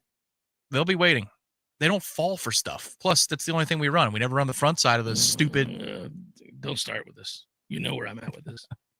Fake ass offense. And you watch this announcer go, it's a reverse, and they were ready for it. Mm-hmm. Wow. Have you done any prep, sir?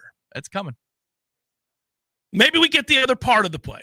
Maybe we get to see the thing. Front side? Yeah, maybe we get the other part of the play, or one of many plays you could run off of it. Maybe we get that.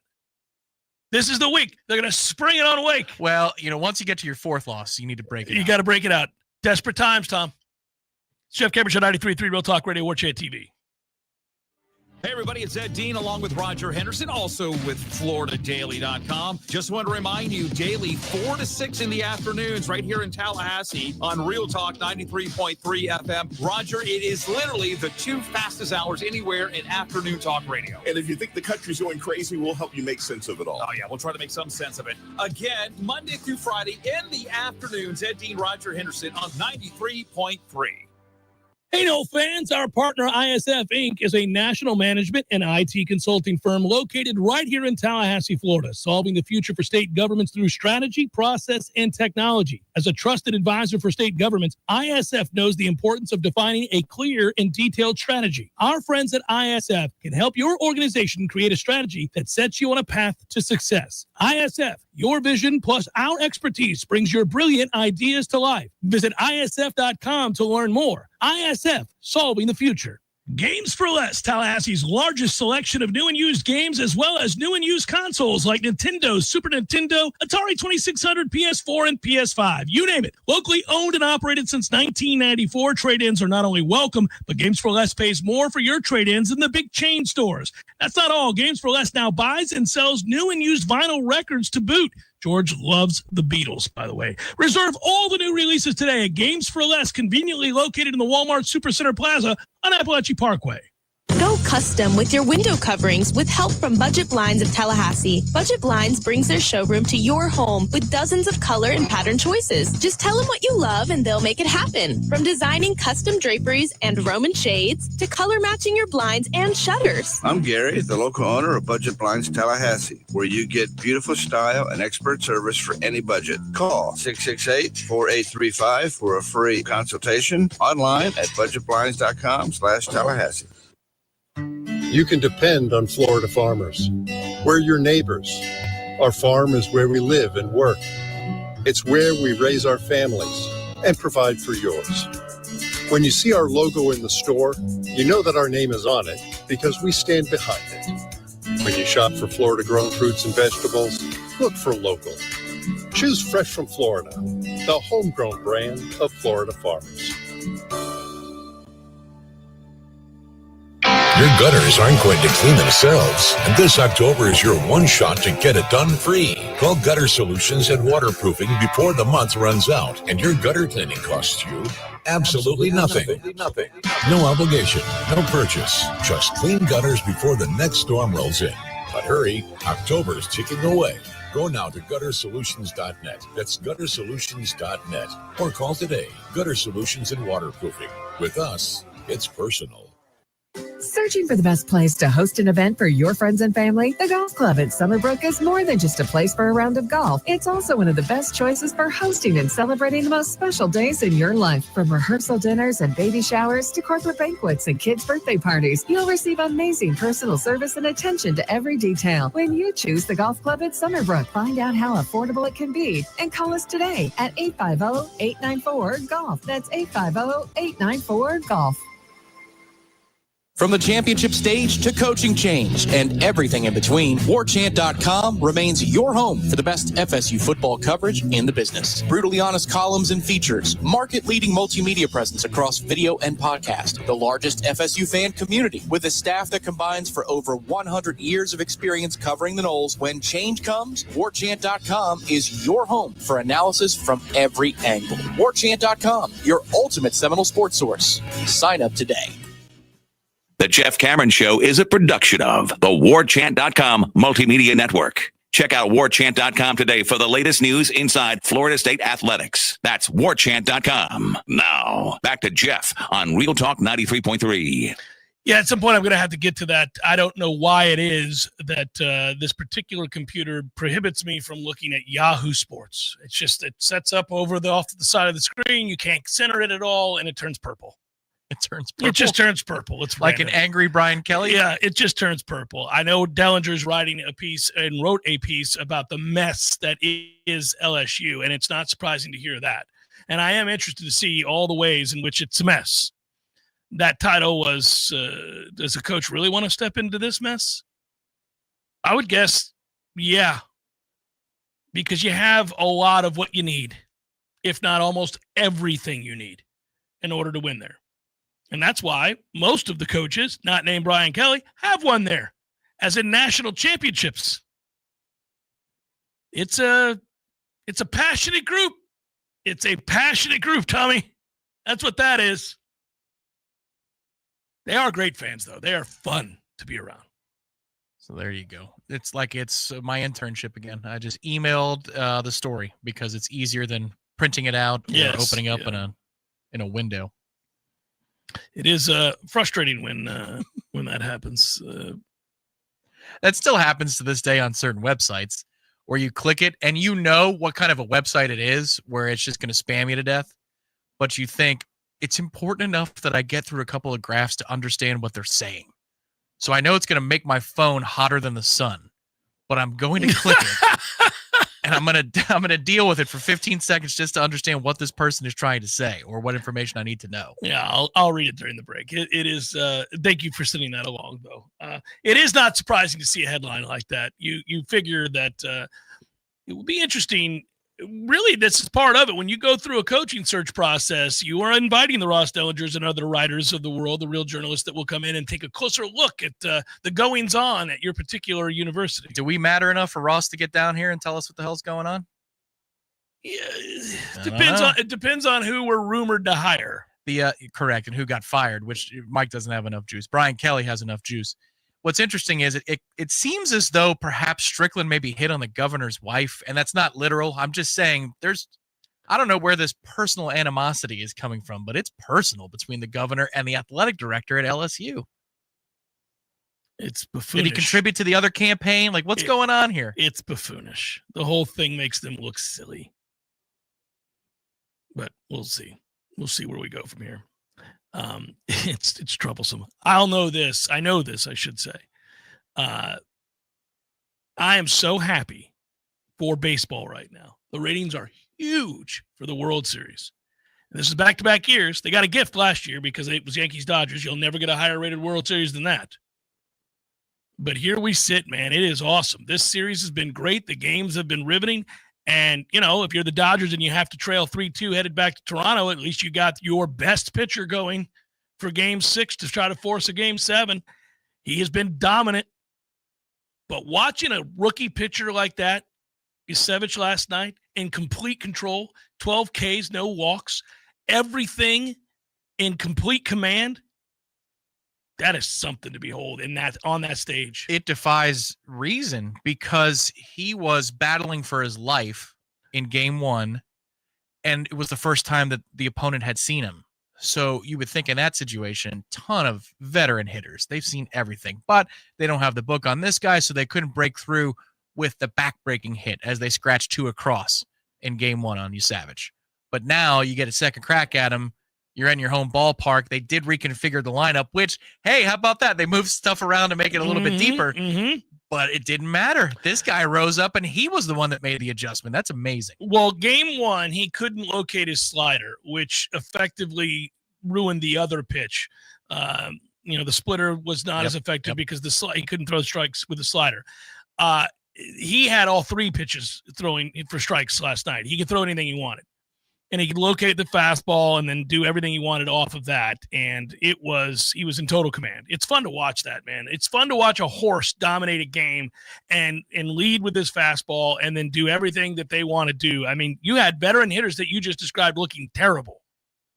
And look, Blue Jays are a game away from winning the World Series. It is a testament to the organization's stick-to-itiveness and resilience after the collapse and failure of last year's team, in which they said, no, we're running it back. We are running it back. And that bled into the regular season. I can speak to this because they came to Citi Field in, I think it was April. If not, it was early May. And Guerrero's contract had not been signed yet. Yeah.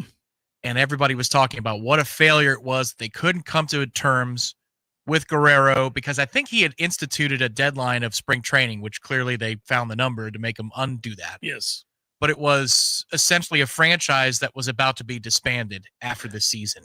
And within the course of that same season, here they are, which is just awesome. That's really, really cool. The weekly update that we sometimes bring up on the show, it's become pertinent to bring it up on this show. The various outlets that have their FBS coaching jobs and hot seat rankings are out. And, of course, ours sits prominently, framed nicely in the picture, quite literally, for the story on CBS today. Number 1 current snapshot was Auburn's Hugh Freeze and Wisconsin's Luke Fickell lead all coaches with the dreaded 5.0 rating, the hottest seat in the country. Win or be fired is the label. Win or be fired. Like that right then and there. Like today. Win Saturday or you're fired. That's the level Fickell and Hugh Freeze are at. Mike Norvell and Tim Beck close behind at 4.83. Dave Aranda at Baylor, just behind that. Loxley at Maryland. Frank Reich at Stanford also hit 4.0. That is territory that is called start improving now or. I think Reich's like, I don't care. You can rate the seat as hot as you want. So that's anyhow. They went through all of these, the preseason ratings, the mid-year rating, the current rating for the coaches, where they're at, what the number is. Yeah, Mike is in that top tier of, we got a problem here, buddy. Well, he can't possibly be in win or get fired. Can't be, by definition. He should be in win or get fired, but should have been. But when you lose to Stanford and don't get fired, and it is your 9th straight ACC loss and 4th straight this year, clearly you're allowed to do whatever the hell you want. We can call him Teflon Mike if it goes another 3 or 4 weeks and we don't have a win. Somebody noted, and it's been noted a lot in my inbox, that, boy, he's not looking so good these days. I'm like, guys, I mean, lose 4 straight ACC games, lose 9 straight ACC games as he has dating back to last year, go 3-4 in your first 7 after 2-10 the year before, and got to imagine you feel the stress, you feel the pinch, you feel the heat, you hear the rumblings, you know damn well what it is. We didn't we didn't achieve a win in the month of October this year. We have not achieved an ACC win in 400 days. 400. Yeah, you're not playing football. That's you know what? You're right. I mean, we should retain them. You're absolutely right. I mean, I'm just saying, it's like they do that all the time. Like, well, for several of those months, we had no opportunities to win. But yeah, but the heart feels the need, and you know what? The heart absence is not making me grow fond of anything. No, it's a tough go. Do we rush the field with a win on Saturday? Now that's cold-blooded, buddy. That would be. But it also would, that is cold-blooded. It's been 400 days since these fans have enjoyed an ACC win. Boston College is currently 0-5 in the ACC. The Noles just 0-4. North Carolina is 0-3 in the ACC. The three of us reside together at the bottom of the ACC. You know, if you looked at the ACC standings last year and then you left planet Earth and came back this past week, you thought, what have I missed? Let's go double check to see what's changed. Oh, Florida State's still in dead ass last in the ACC, just like when I left them. It's a toughie. This is something that a person who was doing an online dynasty with an SEC team, because whatever reason, that's the best offer they got. They would write Electronic Arts to tell them if they got to 2026 and Florida State was in dead last in the ACC both years, to say, your algorithm's way off, guys. Yeah. Impossible. Yeah. Can't no be done. way. There's no way. You need to tighten things up a little bit about your projections. In truth, that's what's happening. 10-point favorites over Wake Forest Saturday night at 7:30. 10. Help me see the way. That just has to be their quarterback, right? Hey, they could muff 3 punts, Wake Forest. They could do it. 10. They could have 4 turnovers inside the 10. You know what sucks is when you do the notable buyouts, and they have the 3 coaches that are on the hottest seats, and Norvell is on that list. It starts with Hugh Freeze and Luke Fickell. So Luke Fickell, it would be owed $27.5 million if they fire him. Hugh Freeze, $15.4. Mike Norvell, $58.7. What are we? Damn it, man. That is brutal. Brutal, I tell you. 58.7. It's not like I didn't know it. When you see it juxtaposed to those other figures, you're like, oh, just 15 to tell you to have a good day. And that's worth noting because depending upon where you look, it might be as little as 53s, 54, 58. And it comes down after the season is over to a different number. Yeah, but it's always over 50. It's always over 50. Always over 50, buddy. And you just named 2 other coaches, and it's a lot more than those 2 guys combined. Yes, it's ridiculous. 15.4 to tell Hugh Freeze to get back after it in Tampa. Go find you a hooker, Hugh. Go live the life you always wanted to lead. Luke, 27.5. And your head coach of the St. Leo University, Tampa's own. He comes out. Hugh Freeze. Wearing like some sort of suede shirt unbuttoned, chain. Smoking. XYZ coach. Examine your zipper. I love Tampa. I've always wanted to be here. I know. It's your kind of town, buddy. I saw opportunity when I took the job at St. Leo. You sure did. You saw great opportunity. Hey, we had another guy. This is amazing. I wouldn't have believed this, but I got another notice today. And this is a good kind. Shannon Young, who I tell you about every day. This was the text. Good morning, Jeff. We have another guy that's cleared to close. And this is the fun one.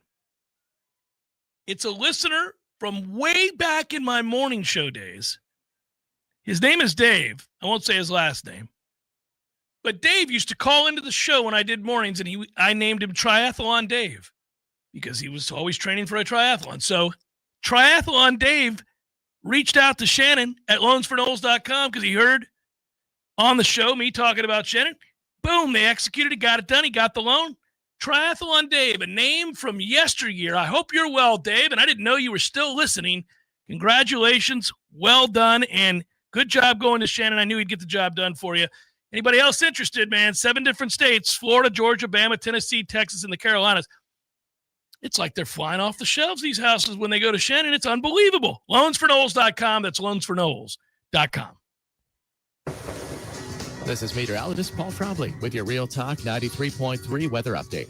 Partly cloudy skies this afternoon with highs around 66. Northwest winds 8 to 15 miles per hour. Mainly clear tonight. Lows dip down to about 44. Ample sunshine expected tomorrow. Highs level off around 69. Daytime highs approaching 72. Saturday under clear skies. 74 Sunday. This report is brought to you by the Lawn Johns. for all your landscaping and lawn care needs. Visit thelawnjohns.com. Right now, 57. Football season is here, Tallahassee. Are you ready for backyard watch parties, burgers on the grill, and game day glory? Wait, now with those leaves piled up like a linebacker blocking the end zone. Call the Lawn John. We'll tackle those falling leaves, clean up your yard, and lay down fresh pine straw or mulch so your lawn looks like a championship field. Don't fumble your fall cleanup. Call the Lawn Johns today, and let's score you the best-looking yard on the block. The Lawn Johns. Your lawn, our game.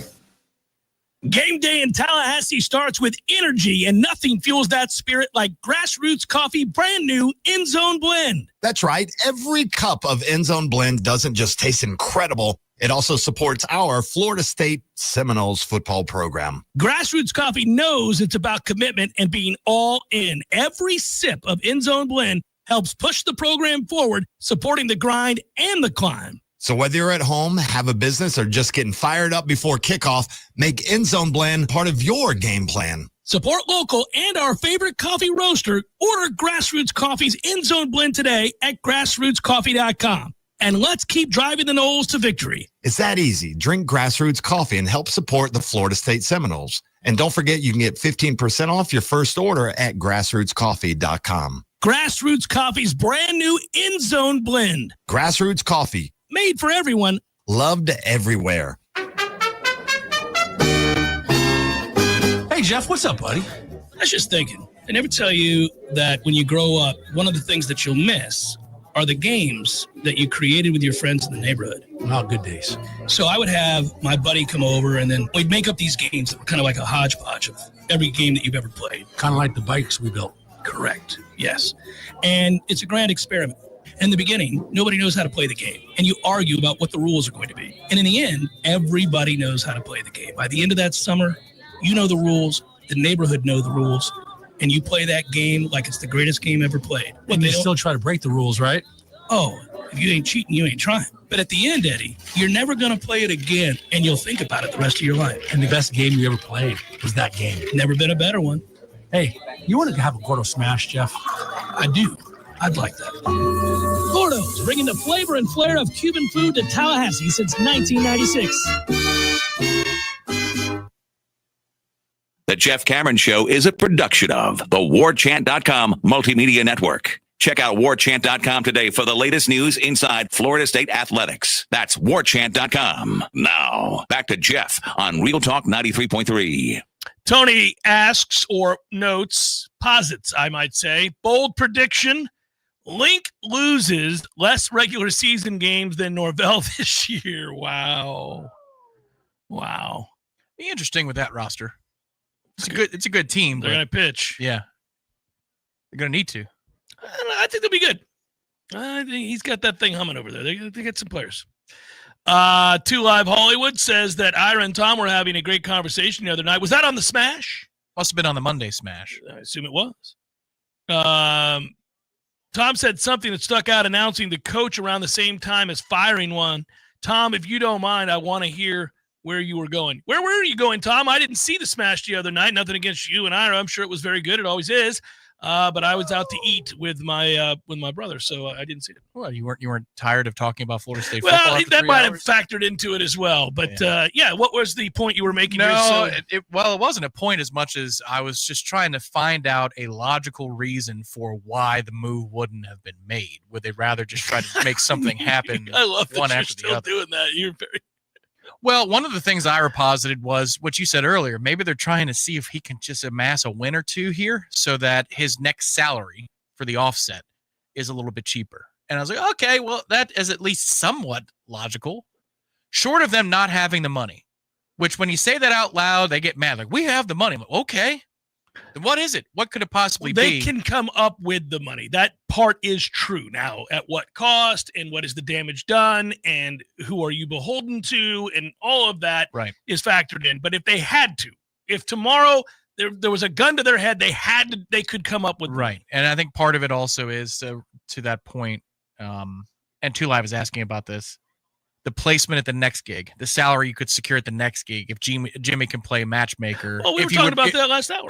That's exactly right. Yeah. Is you're trying to get that money to be as much as possible, to know what the money is so that you know what you have to ask for. Like I could see that to a degree, but I come back to it.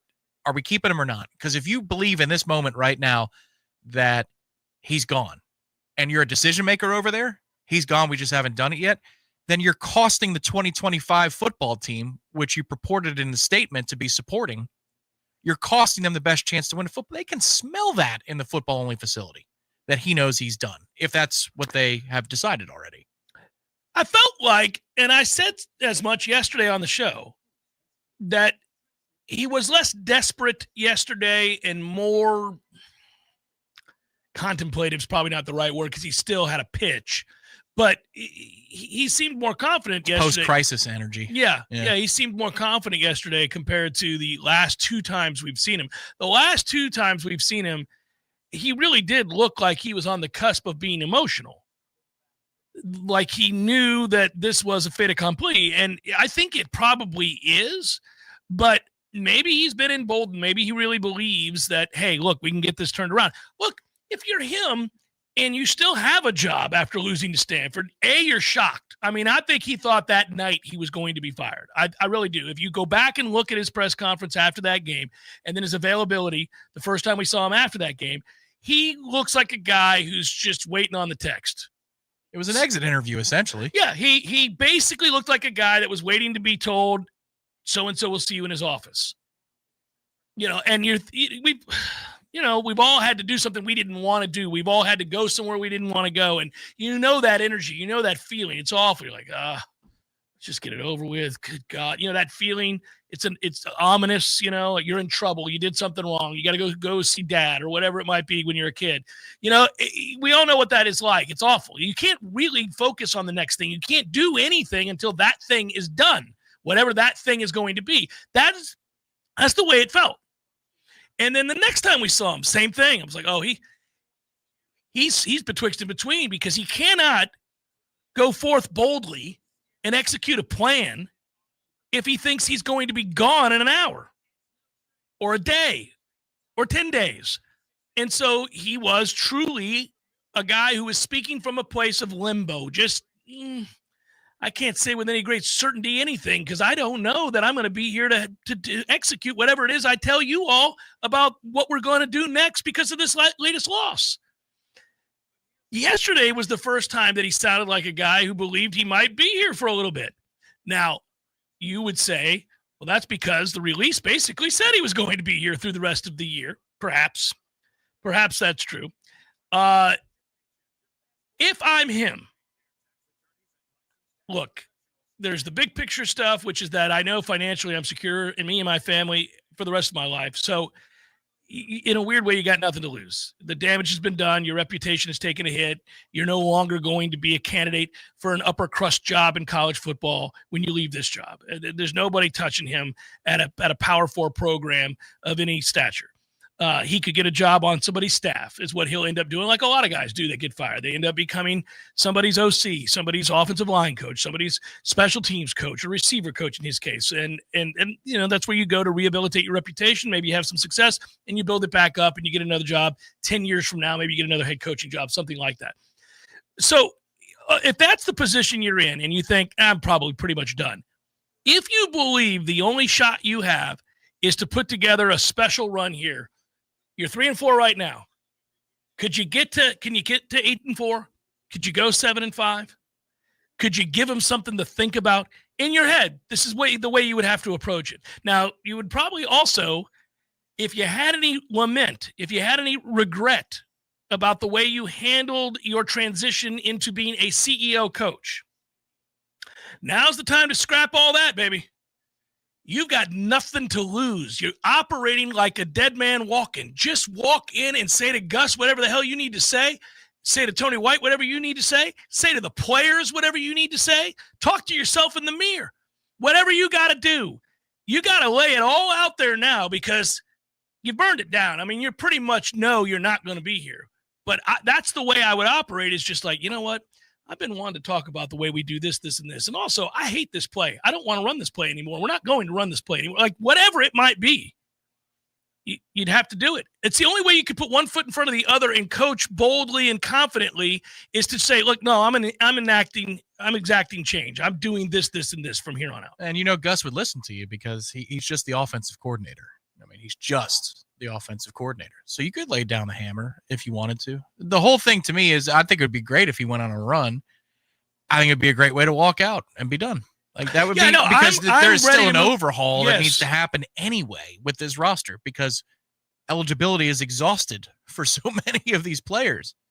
And so I don't want him in charge of it. Let him coach the bowl game, announce the new head coach, and the bowl game is his last hurrah. He gets carried off the field. Well, here's what I'll tell you though. Now again, I don't think this is going to happen. But as we sit here today, if he goes 8-4, he's not going to get fired. Yeah, that's going to suck. We will agree on this. We're not going to be in arguments about this. I have moved on. I am ready to move on. I've seen all I need to see. But I'm saying the reality is if he goes 8-4, they are not going to fire him. They're not. But he's also not going to go 8-4. So there you go. You don't have to worry about it, Don. I know. It's just you put us all in an awkward position of saying, I want to turn down 8-4 then for the betterment of the program. And that just that's a sorry feeling to have, but it's an honest feeling. That's how I honestly feel. If you told me 8-4 guarantees he's back, 7-5 guarantees he's gone, you've put me in a very awkward position as a Florida State fan to root for a loss at some point. Yeah, again, they're not going to go 8-4, but I would just say this.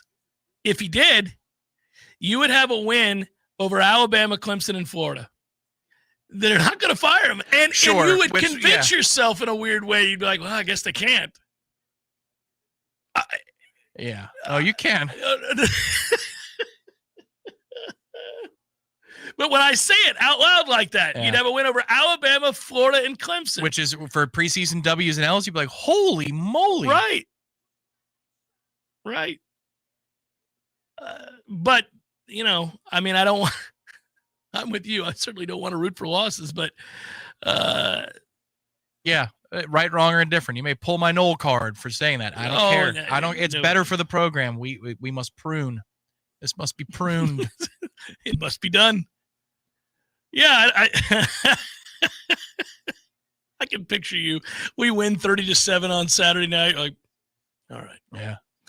We go on the road and beat Clemson by 3, and you're like, oh no. I'll be honest. I promise. This is happening. That's right. This is happening. Yeah. Yeah. By the time we kick off against Florida, that post-game show will be like, well, this has been one hell of an end of the season. Career for him. No, I can't say that at that point because you're right. I don't think they'd make the move. You will have also won at NC State. We don't even do that when we're good. Right. We don't even do that when we're good. Good thing they're all coming back. Oh, well, they're all gone. Well, you think about it. You would be not only victorious on the road at night against Clemson, you will have gone on the road at night on a Friday night, which is such a carnival and nonsense, and it's what we do these days in the ACC. But winning on a Friday night at NC State seems impossible. It doesn't seem like something anybody could do. No mere mortal can win that game. Especially since we've lost on a Friday in Charlottesville and a Saturday night in Stanford at Palo Alto. It's just that you get the weird day of the week. You get the NC State factor at the Piss Palace. You get all of it. The only thing that's not happening November 21st, apparently, when we take on NC State is the carnival is not in town. The fair is not going on. Yep. That's right. We missed it. The smell of funnel cakes will no longer be in the air. Just urine. That's right. Pure. And then you'll go and beat Florida November 29th in Gainesville. It would be something. It ain't going to happen. Try to beat Wake. See if you can beat Wake. See if we can stop short the ACC losing streak before we touch the Platinum Bohica of ACC losses. No, that's right. You guys talked about that yesterday or Tuesday. This is for the Bohica. Are you going to be on the field to present? To present the Platinum Bohica of ACC losses? You're going to walk from the loge to the president's box? Where are you going? I'm not giving it to the president. I don't think Doesn't he have two? They give him a second box? I don't think he'd take kindly to he hasn't seen the Platinum Bohica Award, but it's something. I don't think he would be comfortable with that. Imagine me walking up to the president's box with the Bohica. Why is this gentleman walking towards this box? Richie, got something for you. No, I would need to go onto the field and present it to Mike. Or actually, you might be able to present it as a trophy of merit to Jim Phillips. I think Jim would accept it. Now, don't tell anybody that I like this, but I'll accept it. It's a toughie. No, and listen, the Bohica is reserved for a team over another team, not a league of teams. So we may achieve this Bohica of ACC losses, but no, there's no platinum Bohica to hand out. You can mentally do it in your mind there. You can. If you gave it to Jim, you would magically see it in the command center when they go for replay. Is that the Bohica? What's going on there? Final hour, forthcoming. Stay with Jeff Cameron Show, 93.3 Real Talk Radio, Warchant TV.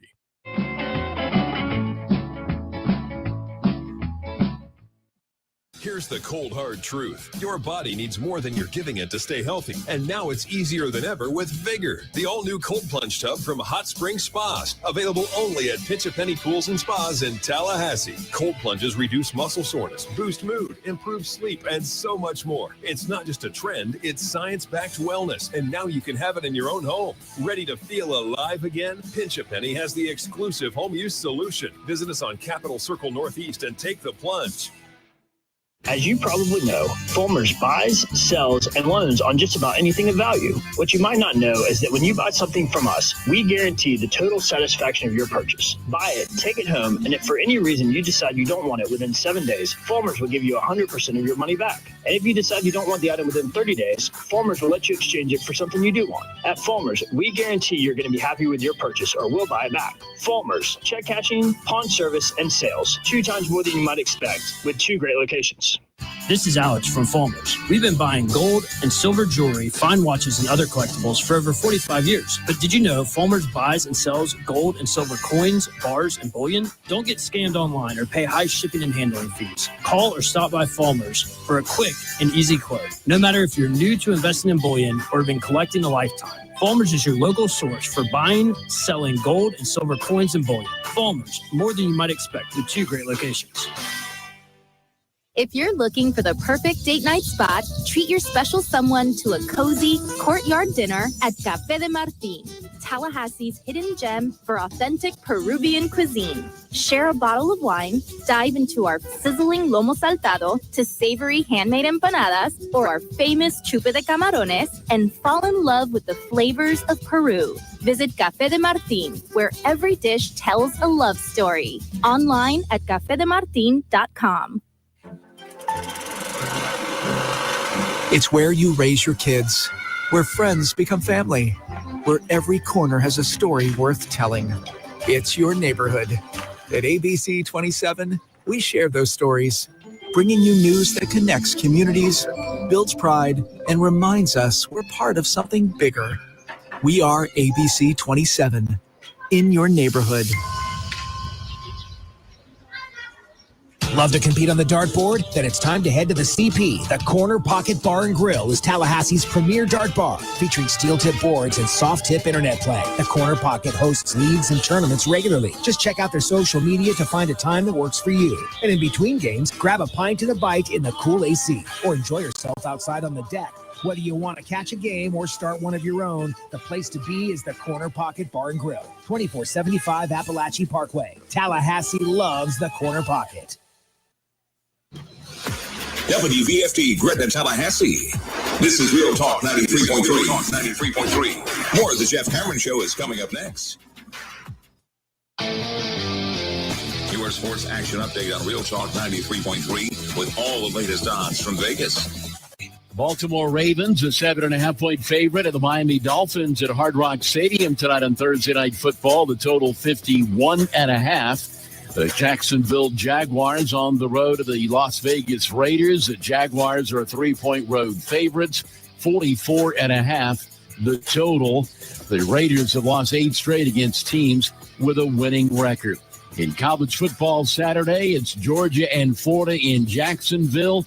The Bulldogs are 7-point favorites, 50.5 the total. Wake Forest, a 9.5-point dog at Florida State. Baylor laying 4 at home with UCF in Big 12 football. Score $500 in rewards at the GBank First Bet VSiN Trifecta. Details at vsin.com/GBank. For more sports betting news and information, go to vsin.com. Mike Sennett, Real Talk 93.3. Oh, no. Ah, that's the sound of someone who's misplaced my debit card. Their debit card. Where'd I leave that thing? Not at the gas pump, or the checkout counter, or the roof of your car. Now, if he has the Chase mobile app, he can use Card Lock. Wait, I could just lock my card. Yep, just a few tippy taps on his phone, and that sound? That's peace of mind from Chase. Chase mobile app is available for select mobile devices. Message and data rates may apply. J.P. Morgan Chase Bank N.A. Member FDIC. Progressive knows road trips without your pet can be tough. Hi, this is Next Stop Dog Boarding. Hi, it's Scott again. How's Squeaks doing? You can tell if he's stressed by his eyebrows. Oh, and his breathing should sound like this. Scott, Squeaks is exactly the same as last time you called. Okay, let's talk in 20 to see if anything's changed. With Progressive, your pet is covered up to $1,000 in vet bills in case of a car accident. So next time, you can take your pet with you. Progressive Casualty Insurance Company and affiliates. Not available in all states. Coverage for dogs and cats is included with the purchase of collision coverage and subject to policy terms. Harnessing the power of the sun, delivering the highest quality drinking water, we are warming homes and fueling industries. And behind every service, there's a dedicated team. They're your neighbors, friends, and family. We are connected, and together, we are stronger. Day and night, rain or shine, the City of Tallahassee Utilities is working for you. T-Spark Enterprises, roofing and construction services. T-Spark Construction.com. We conquer all peaks. We fix those darn leaks.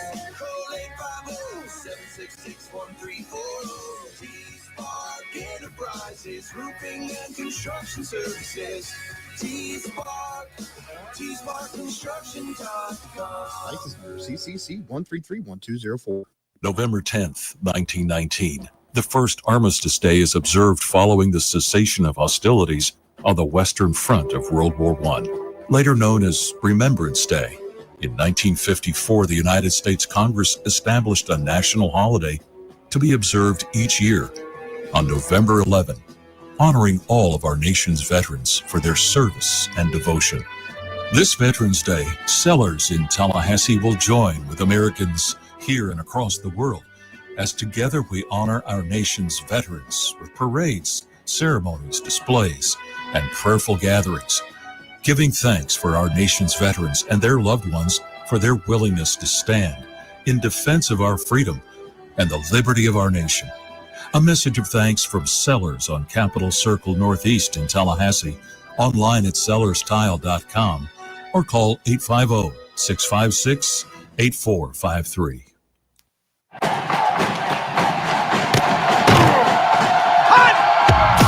Broadcasting live from Florida's capital city, this is the Jeff Cameron Show, brought to you by Orange Theory Fitness on Real Talk 93.3. Now, stop what you're doing and listen closely. It's time for the Jeff Cameron Show in 5, 4, 3, 2, 1.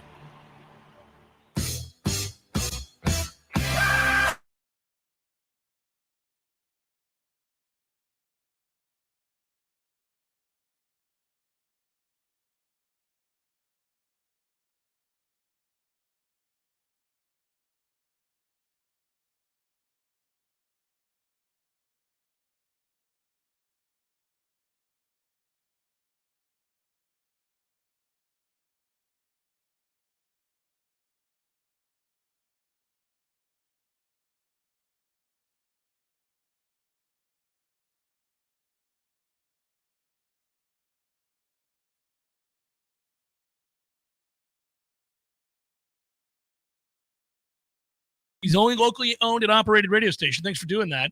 Thanks for supporting Warchant.com. Couple games tonight. We've got, good sports night, actually. Just an overall solid sports night.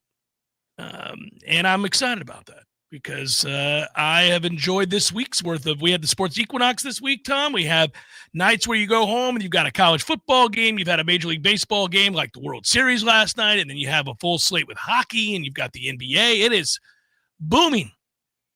The choices, bountiful, glorious. Makes me happy. Because sometimes at our core, we forget. Even though this central theme on the show over the years has always been, of course, Florida State. This is a sports talk show. We do other things. And so if you're just a fan of, sports, you like to have options. And we do. And many of them have been very, very good lately. It just happens to be that our favorite of the topics, Florida State football, is the one that sucks. Damn it, man. Damn it, man. One might call that a toughie. That is a toughie indeed. Very frustrating. Let's get those wagers up there for the folks to see. Let's go over them and have some fun with it. Air Force minus 1.5 against Army, plus the over 49 points tonight. Sling it around, Air Force. Let's go. I know you say sling it around. They're not going to sling it around. Air Force will throw it around a little bit. A little bit. They do it more than they used to. So that's what's I'm accounting for the I guess the total in that game going over as well, just because I think we can get there. That's not tonight, though. That's tomorrow, isn't it? Do I have that right? Is that tonight? Or is that a Saturday game? I'm losing it. What game are we talking about? Air Force Army Saturday. Okay. I forgot that Tulane UTSA is tonight. And I have action on that game. But anyhow, Coastal plus 6.5. That's also tonight. Against Marshall. Marshall favored by 6.5. I'll gobble those 6.5 points at home up and say, let's go. World needs plenty of bartenders. Minus 14.5 against Stanford. Tulane minus 5.5 against UTSA. Nebraska minus 28.5 against Boston College. North Carolina, Syracuse under 45.5. I figure those are two pathetic offenses. Indiana and Maryland over 50.5 because Indiana might get there on their lonesome. Florida plus 7.5. They might win the game, Tom. Ooh, wrong team's favorite. They're not going that far, but they might win the game. I'll take the 7.5 and also the over 50.5 there. I got Georgia Tech minus 5.5 against NC State. Oklahoma and Tennessee under 56.5. Those defenses are being ignored there. Those are two good defenses. Well, one really good defense and one okay defense. Baltimore and Miami tonight over 51.5. The number. I have a prop for tonight. I did throw it out there earlier. Take Derrick Henry, get him over 80 yards rushing. Mesh that with Jalen Waddle going over 50 yards receiving. Devon Achane going over 29 yards against Baltimore. Justice Hill will have at least 15 against Miami. And Malik Washington will have over 25. So there we go. Receiving for Malik Washington, obviously. So that's the hope. Get it around plus 1,600. Have a little fun with it. Little props tonight. Did that this morning. Those odds may have changed. Got to adjust accordingly. Derek going to have a good night tonight, by the way. I think that's plausible. Have you seen that? The shot of Derek running straight on. It's from the end zone cam. Oh, no. Buddy. That would be harrowing. It's not ideal. You're looking at it from the standpoint of a safety, having to come up and make that tackle. And that guy's coming through the hole. And your linebackers got blocked, and it's him and it's you, and he's got a head start. And that is a problem. Yeah. I don't envy, and I do pity the poor bastard that has to come up and try to take that on and do anything with it. That's brutal. Brutal. But it's a cool shot, and I've seen that. And by the way, Tom, just because and I'm sure you saw it, did you go back? I sent you the thing with the Colts? Yes. Isn't it beautiful? It is. There's a lot of good football out there right now. A lot of beautiful football to watch, but the way the Colts use the O-line is something else. My man, Quentin Nelson. Especially because we've got one half of one offensive lineman for our football team, right? Well, 1.5. Center's all right. Wirfs is hurt, and the other guys are all practice squad level players. They're injured. So it's nice to see, it's nice to see really good surging offensive line play. If the playoffs started today, and they don't, the Indianapolis Colts would be your 1 seed. And I do say they're really good. They do a lot of things really well. And the new lease on life is doing some things for Danny Dimes, to say the least. Tyler Warren is in the running for Rookie of the Year. He's been fantastic. Man. You know, by the way, that's where Riley Leonard ended up going? No, I did not. No. Drafted very late. Good old Riley Leonard. Everybody tried to tell you. Yeah. Good old Riley Leonard is right. But they'd be the 1 seed right now. That's crazy to think about. Good for the Colts, man. They're a fun team to watch. The matchups would be in the first week, wild card weekend. Patriots and Chiefs. It's a good game. It is a good game. Broncos Chargers. Interesting game. Yeah. Steelers Bills. And then in the NFC, you'd be looking at Green Bay because they have the tie as the 1 seed with the bye week. Eagles 49ers. Bucks Rams. Ooh, I don't like that matchup for Tampa. I don't either. And then the best matchup. We got to get out of that matchup, buddy. Sneaky good. Seattle, Detroit at Seattle. It would be a great game. I think Detroit is a bit of a problem. Listen, I think you can pizza some money, some Rams action here for the Super Bowl, by the way. They're good, and they're going to get healthy, too. Yeah, it's about getting healthier at the right time. Yeah, they've banked wins while they're not at 100%. Well, we're doing the same thing in Tampa. Yes. Banking a bunch of wins and not even close to 100%. Well, and we get a barn burner on Thanksgiving in the early window because the Packers are playing the Lions in the early game. Nice. That is a good game. It's a really good game, and I think because the Packers won the first matchup, everybody thought immediately like, whoa, Detroit's going to have a bad year, but nope, Detroit's good. Yeah. Really good. Yeah, coordinators are gone. The Magic's gone. Not really. No. That looks like a freakishly complete team. They are good. And I don't – the thing of it is it's physicality. That's when you watch them, you're like, man, they're just tougher than everybody. They do mirror their head coach, don't they? Yeah. Well, and they've got a lot of studs. That helps too.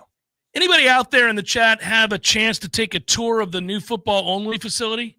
I have yet to meander the joint yet, and I am kind of curious what y'all think. I believe it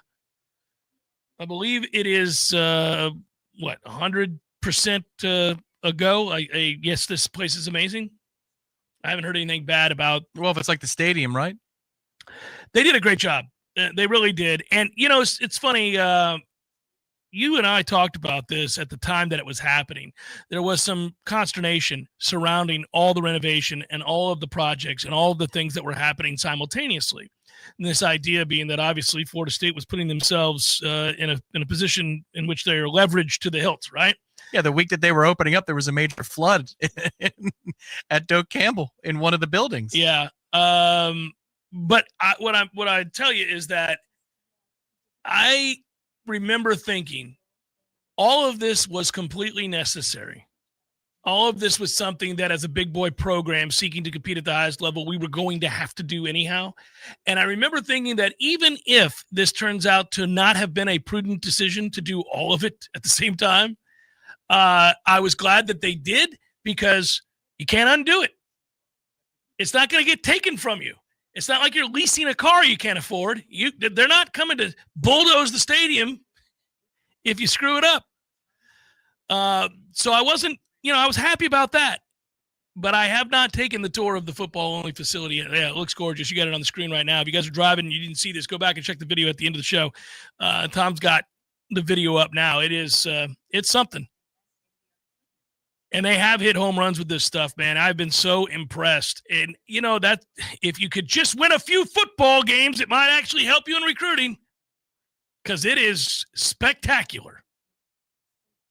Yeah, that's cool. Individual meeting rooms, like a professional setup. And they've got tight end, offensive line. Yeah, the legendary players at that position on the wall. That's pretty cool. Who knows? Maybe we'll be going to an important press conference in that building at some point here, because I think that's what Oregon does. They put their PCs in the football building. Yeah, when my dad went out there a couple of years ago, and they had just finished their latest renovation and, football-only stuff and everything that Oregon did, he said, my God, son, you would not fathom how beautiful this is. It's silly almost. Yeah. Big nasty Noel. Now let's get a coach and roster to match. Yeah. That's what this week has been about for us. It's been a tough week. I've had a rough go coming in here, and I don't mean it as a boo-hoo. I mean, I love my job.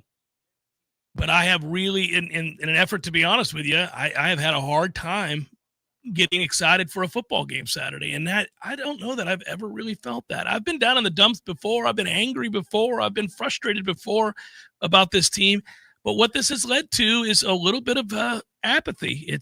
There's a lethargy to all this. I'm just kind of like, well, come on down, partner. I got you covered. But it hurts, man. I hate feeling this way. I really do. I hate it. I know it's not good for the show either. I was born in this helplessness, molded by it. Yeah. My undergraduate experience had a lot of these style games where you have to make your own juice, bring your own guts. Oh. There's always something important that happens over the course of 60 minutes. You just got to find it and focus on it. But it's not easy to do on the Wednesday before or the Thursday before, the Friday before, because it feels like there are no stakes whatsoever. Not even for a change in leadership. Because it would be more confusing to me if Wake won this game by a couple scores and then you make the move. I know that we discussed it earlier in the week. Maybe it's because you have everybody in town. They're all here for homecoming, so you can get the small council in the room and they can all discuss how to divvy up payments. But logically speaking, this would not be a worse loss for Mike than Stanford when you're looking at his legacy. The Stanford loss is – there aren't many that are up in the Jacksonville State realm, and there probably isn't another one, but the next closest might very well be the game we just played. Said it beforehand. I mean, we did say it beforehand that you can't go lose that game. That would be the nail in the coffin, not just for the job, but for the fans. That would be the fans who were holding out hope. Because you could lie to yourself. You know, the Virginia game, they got a little unlucky, which they did. Miami's better than you right now. It's forgivable offense. It's not ideal. It's something to address in the offseason, something to talk about. It is a mark against Coach Norvell that he let that happen in his time since he had a head start and was further along than Miami, and now they've surpassed you. But there are some other factors that play there too, so okay. But then the Pitt game happened at home with a freshman quarterback who got awfully comfortable. And then the Stanford game was obviously a disaster, and it's not something that you can't lie to yourself about the Stanford game. Well, I really feel like the Pitt result was the one where everybody decided to walk across the border. And from the undecided camp of, well, I mean, just give them a couple of minutes. The way that game played out, there was something about the way it presented specifically. Well, they looked ill-prepared. That folks said, all right, that's enough. And then it was almost as though the aftershock loss was Stanford, and that's where you run up the score and the game is over. That's what's so strange about it. It's not like the Stanford loss was a shock relative to the performances before. It was an acceleration of the car into the wall. And so it felt like that was the natural breaking point. But it is not. It is not the breaking point for the people who matter. I don't know that Wake could be. We'll find out. I feel like that Clemson game on the road is the one that's going to be interesting because it's not like they're exactly motivated week in and week out at Clemson. You got a little bit of who wants it less going on for that game. I think Clemson, you know what? Clemson will be fired up to play us. He'll have them locked in. Is he capable of doing that with this screw right now? Probably. I think, well, it would be a matter of who's more dysfunctional. Is that what you said? Yeah. Who wants it less? Well, right now, it's hard to argue that anybody isn't further along than us. I mean, they do have 2 ACC wins, Tom, this year. They don't have to go back to last year to find a win in the ACC category. They did beat North Carolina. They did beat Boston College. That is true. They have shown more capability. Well, they're playing Duke on the ACC network, and that is a noon kickoff. And I got to tell you, do you feel like Duke should be favored in that game? They're not. But, like, would you contemplate it? Sleepy nooner? Yeah, I'd contemplate it. Is that a guy you're going to look at? Is that a late ad? Is that a late ad on the Redemption Thursday ledger? I don't think so. But I'm kind of curious, man. I don't know. Looking at Manny Diaz, that's a toughie. He doesn't inspire, but he's done a good job there. He has done a good job. He's done a very good job. The narrative would be that after the Miami failure, he learned some things at Penn State, took that lesson with him to Duke, and now is ready for the gig. I mean, that's a pitch you can make if you bring him in. But I don't know that he would be on my short list. I'd rather take somebody I'd never heard of, to be honest, because I think Manny would command a little too much money. Yeah, I'm not out here trying to overpay for Manny Diaz. No, we're not doing that. Yeah, I don't know, Tom. It's funny. I kick around coaches all the time in my head. This guy, that guy, this guy, and I just you grow to realize that. I mean, look at a Brent Key. That guy got hired from within because they needed to save money. That's why he got hired. They fired Collins. They didn't have the money to go out and get another coach. They were in financial straits. Brent Key is an alumnus.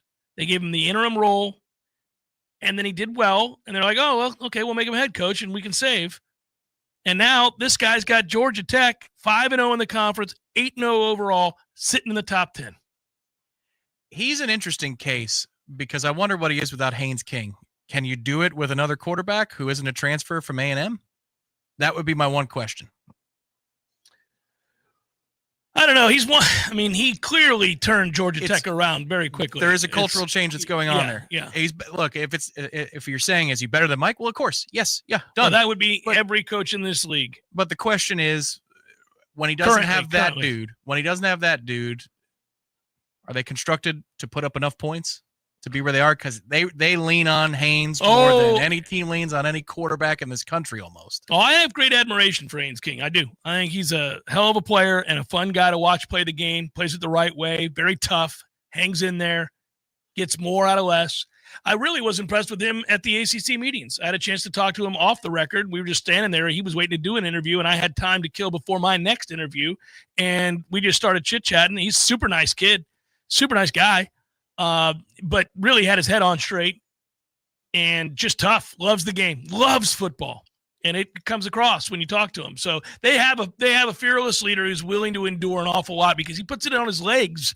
Even when he's hurt, he'll take shots. I mean, like shoulder injury, he's taking a shot with that shoulder. Knee injury, takes a shot. I mean, that article I referenced yesterday about him, David Hale's piece, he was like, there's a part where he's talking to the coaches about his shoulder, and they see him letting it go even after he's had all kinds of structural issues with that shoulder. And he says, no, that shoulder will be okay. And, we can basically shoot it up. I am still pissing blood from the last game, though. Oh, my. Like, oh, well, you probably should have told us about that. We're not as concerned about the shoulder. This is not good. But, that's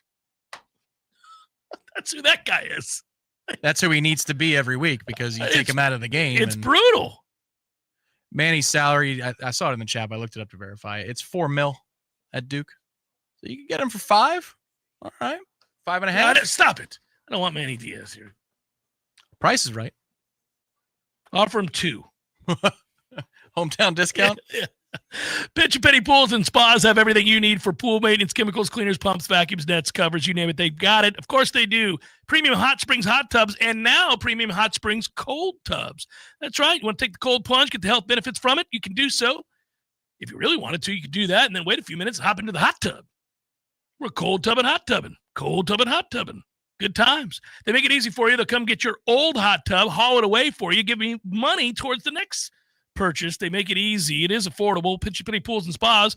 If you're ready to relax, they're ready to show you how. Go over to Greer Road. You'll find the amazing selection there in that warehouse. It is sizable. It's a fun place. Pitch and Penny Pools and Spas. Again, you're ready to relax. They're ready to show you how. Hey, everybody, this is Shannon Young with Cross Country Mortgage. Been in the industry now for 22 years. I just made the move over to the nation's largest retail lender, Cross Country Mortgage, here to serve you in 7 states, including Florida, Georgia, Alabama, the Carolinas, Tennessee, and the state of Texas. Here to offer better service, better rates, and if you were thinking about buying or if you've been on the fence and been waiting to call me, now is the time. You can still find me at loansforknowles.com. That is, again, loansforknowles.com. I've helped thousands of fellow Knowles get into their dream home, and I can't wait to help you get into yours. Give me a call today. I'm at 954-369-6171, or go to loansforknowles.com. Again, that's 954-369-6171, and that's loansforknowles.com. Equal housing lender. NMLS number 373031. Hi, Chris Kraft for Kraft Nissan. It's October, and that means it's Breast Cancer Awareness Month. It's time for Kraft's Go Pink Cookout. Friday, October 31st, I'll be grilling burgers and dogs at Kraft Nissan. Everyone's invited. Simply make a donation and enjoy the cookout. Also, this year from 3 to 6, it's Trunk or Treat, offering kids candy straight out of the trunks of our cars. They can also see fire trucks, enjoy face and pumpkin painting, and get coloring books from TPD. Friday fun for a cause. It's fun for the whole family at Kraft Nissan in Tallahassee. Darkness falls across the land. The midnight hour is close at hand. Creatures crawl in search of blood to terrorize y'all's neighborhood. Trunk or Treat at Kraft is very cool. From 3 till 6 on Halloween, you ghoul. A lot full of trunks filled with candy. Like everything at Kraft, it's sure to be dandy. Bring out your little monsters for the fright and fill their little baskets with candy delight. Remember, Trunk or Treat at Kraft is cool. From 3 till 6 on Halloween, you ghoul.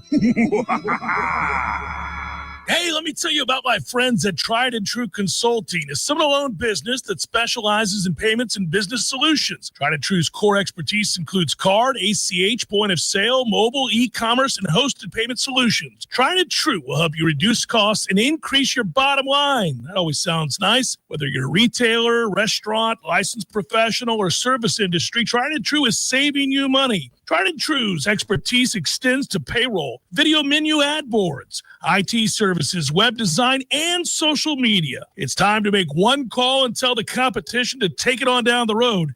Call Don or Joe today at 844-464-6653. That's 844-464-6653. When you do business with Tried and True, they contribute 10% of the net revenue to the battle's end. So go Tried and True today. Call 844-464-6653. When I get home from work, I'm ready to relax. So I call Swain Pools and Spas to put my pool in the back. I call Swain Pools and Spas. Now I'm soaking up the fun when I want to. Swain Pools and Spas is your pool and spa everything store. Swain sells them, Swain repairs them, Swain renovates them, Swain services them. Swain even has pool and spa supplies. And they'll test your water too. Nobody, and I mean nobody, knows more about pools and spas than Swain. Almost 40 years of quality, reliability, and service. Look for the big Swain sign on Tharp Street. Call them at 386-7113 or online at swainpools.com. Swain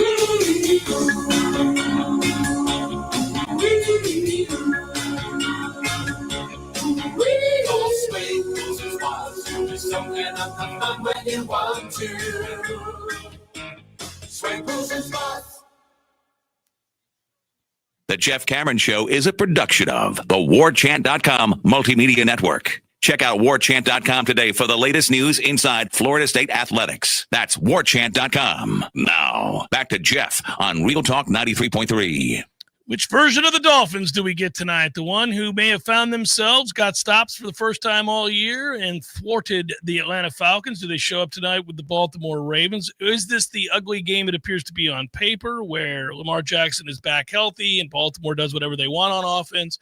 Tell the story of the game, have some fun, bet it, do all those things. We had that little combo prop bet that we did, but I'll watch some. I'll watch almost any NFL game.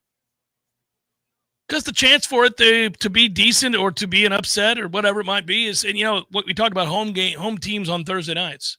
This really puts it to a test.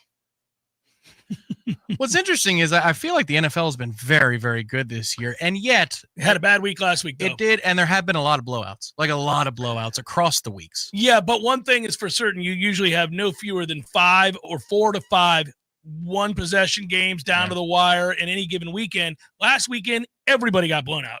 It was just a bunch of non-competitive games. I think part of the problem is some of these teams have good phases of the ball, but they certainly don't have a comprehensive Cleveland problem. And, a comprehensive goodness.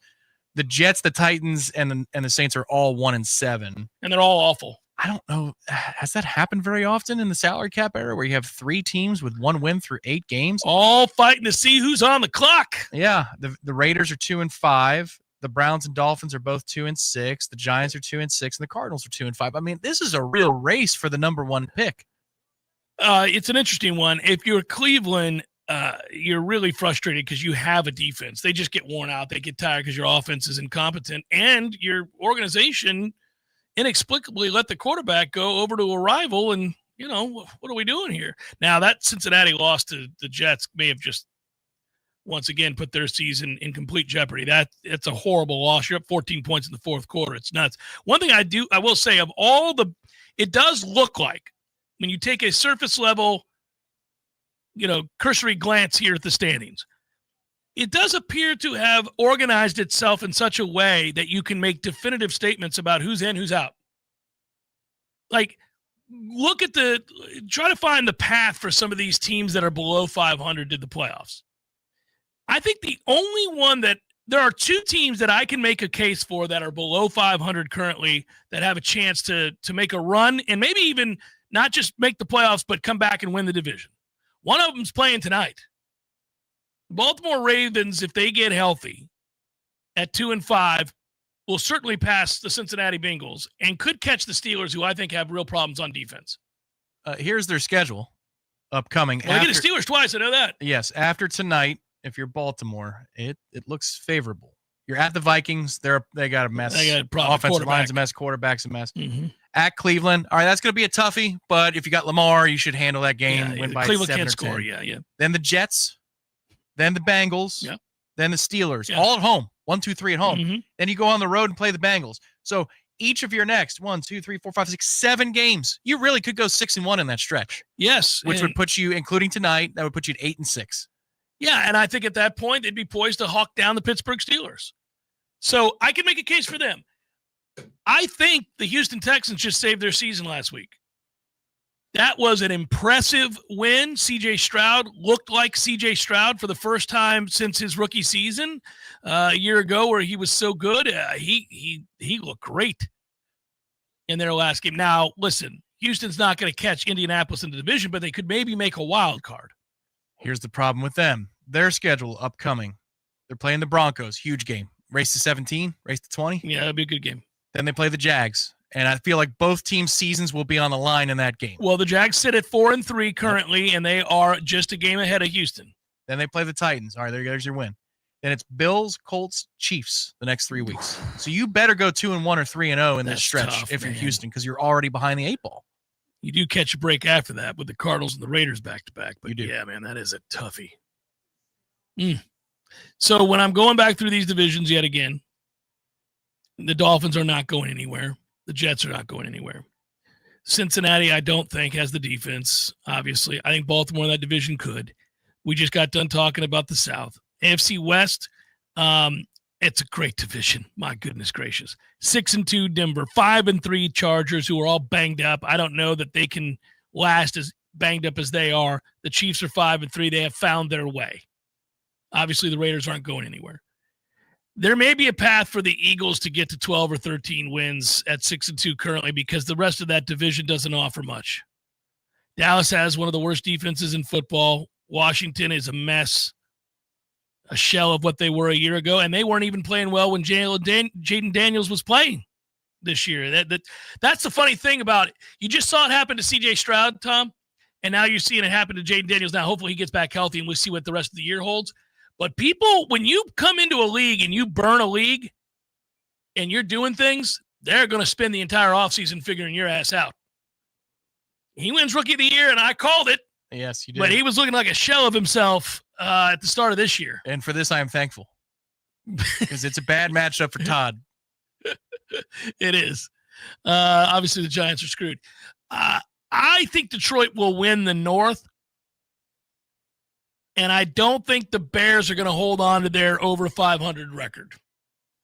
The Bears fans are going to be pissed, man, because at the end of this year, I have a suspicion that they're going to be asking themselves about Caleb.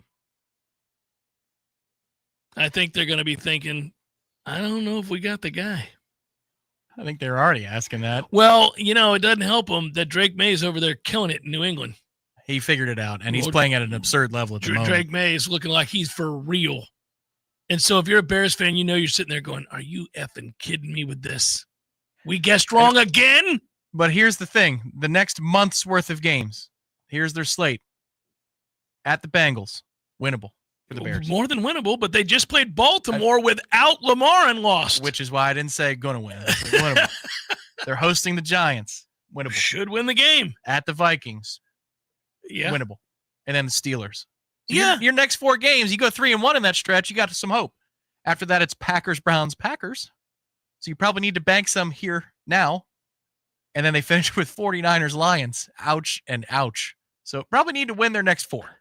We'll see about the 49ers, man. They are a hospital unit, man. I don't know.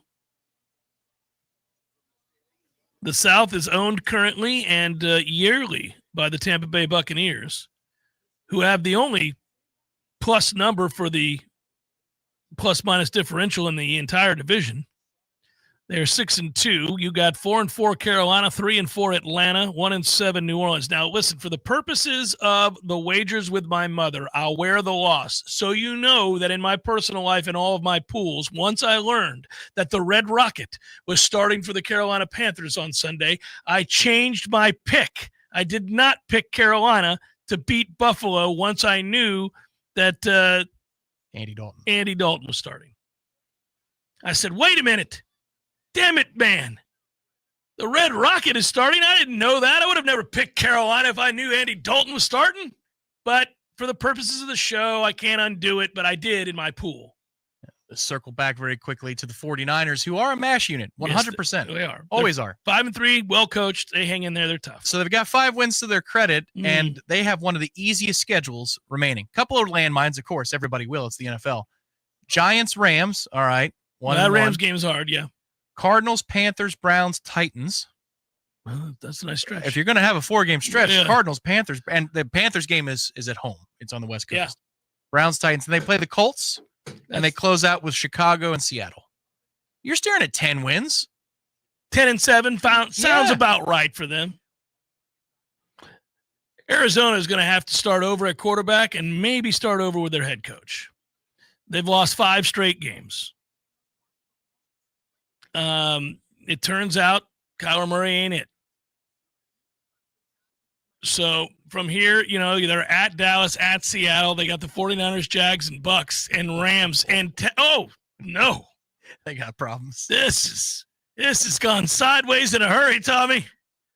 That's at Cowboys, at Seahawks, hosting 49ers, hosting Jags, at Tampa Bay, hosting the Rams, at the Texans. Then they host the Falcons, and then, call it a day. Yeah, their over-under for the win total is probably 4.5 for the season. Call it a day in Arizona, everybody.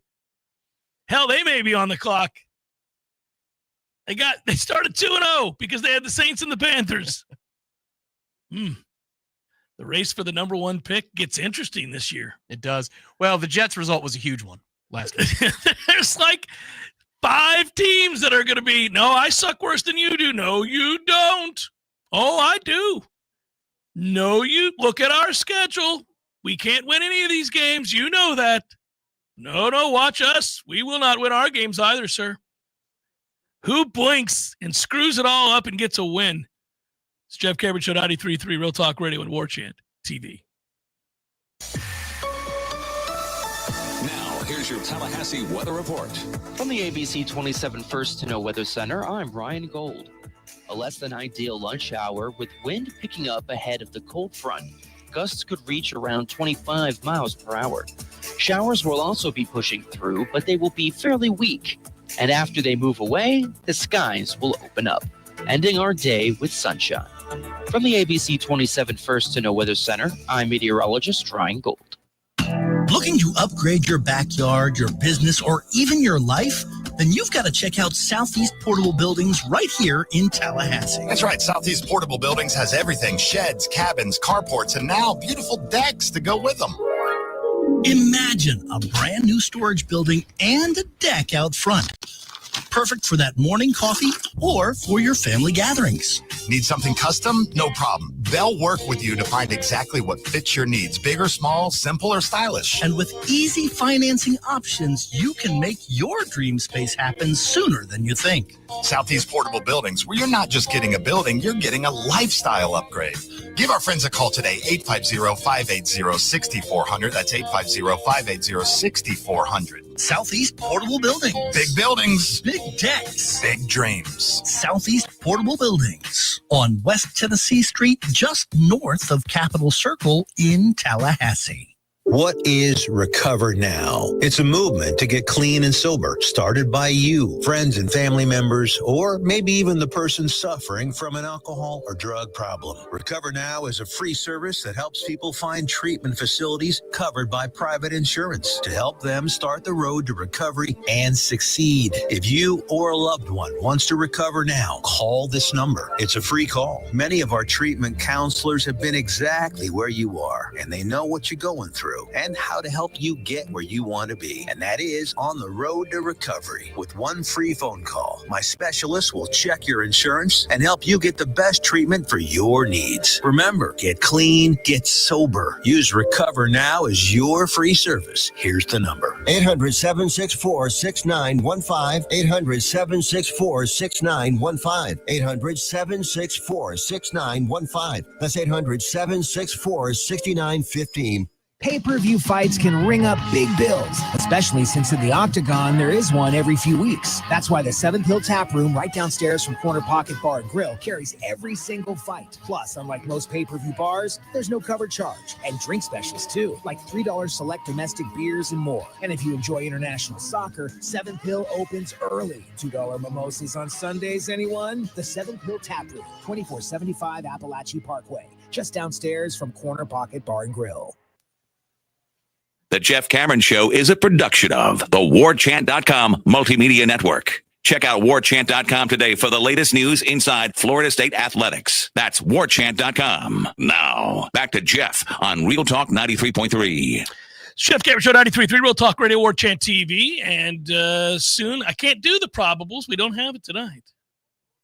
Last game of the year played in Los Angeles last night. That's it. There won't be another one. Yeah.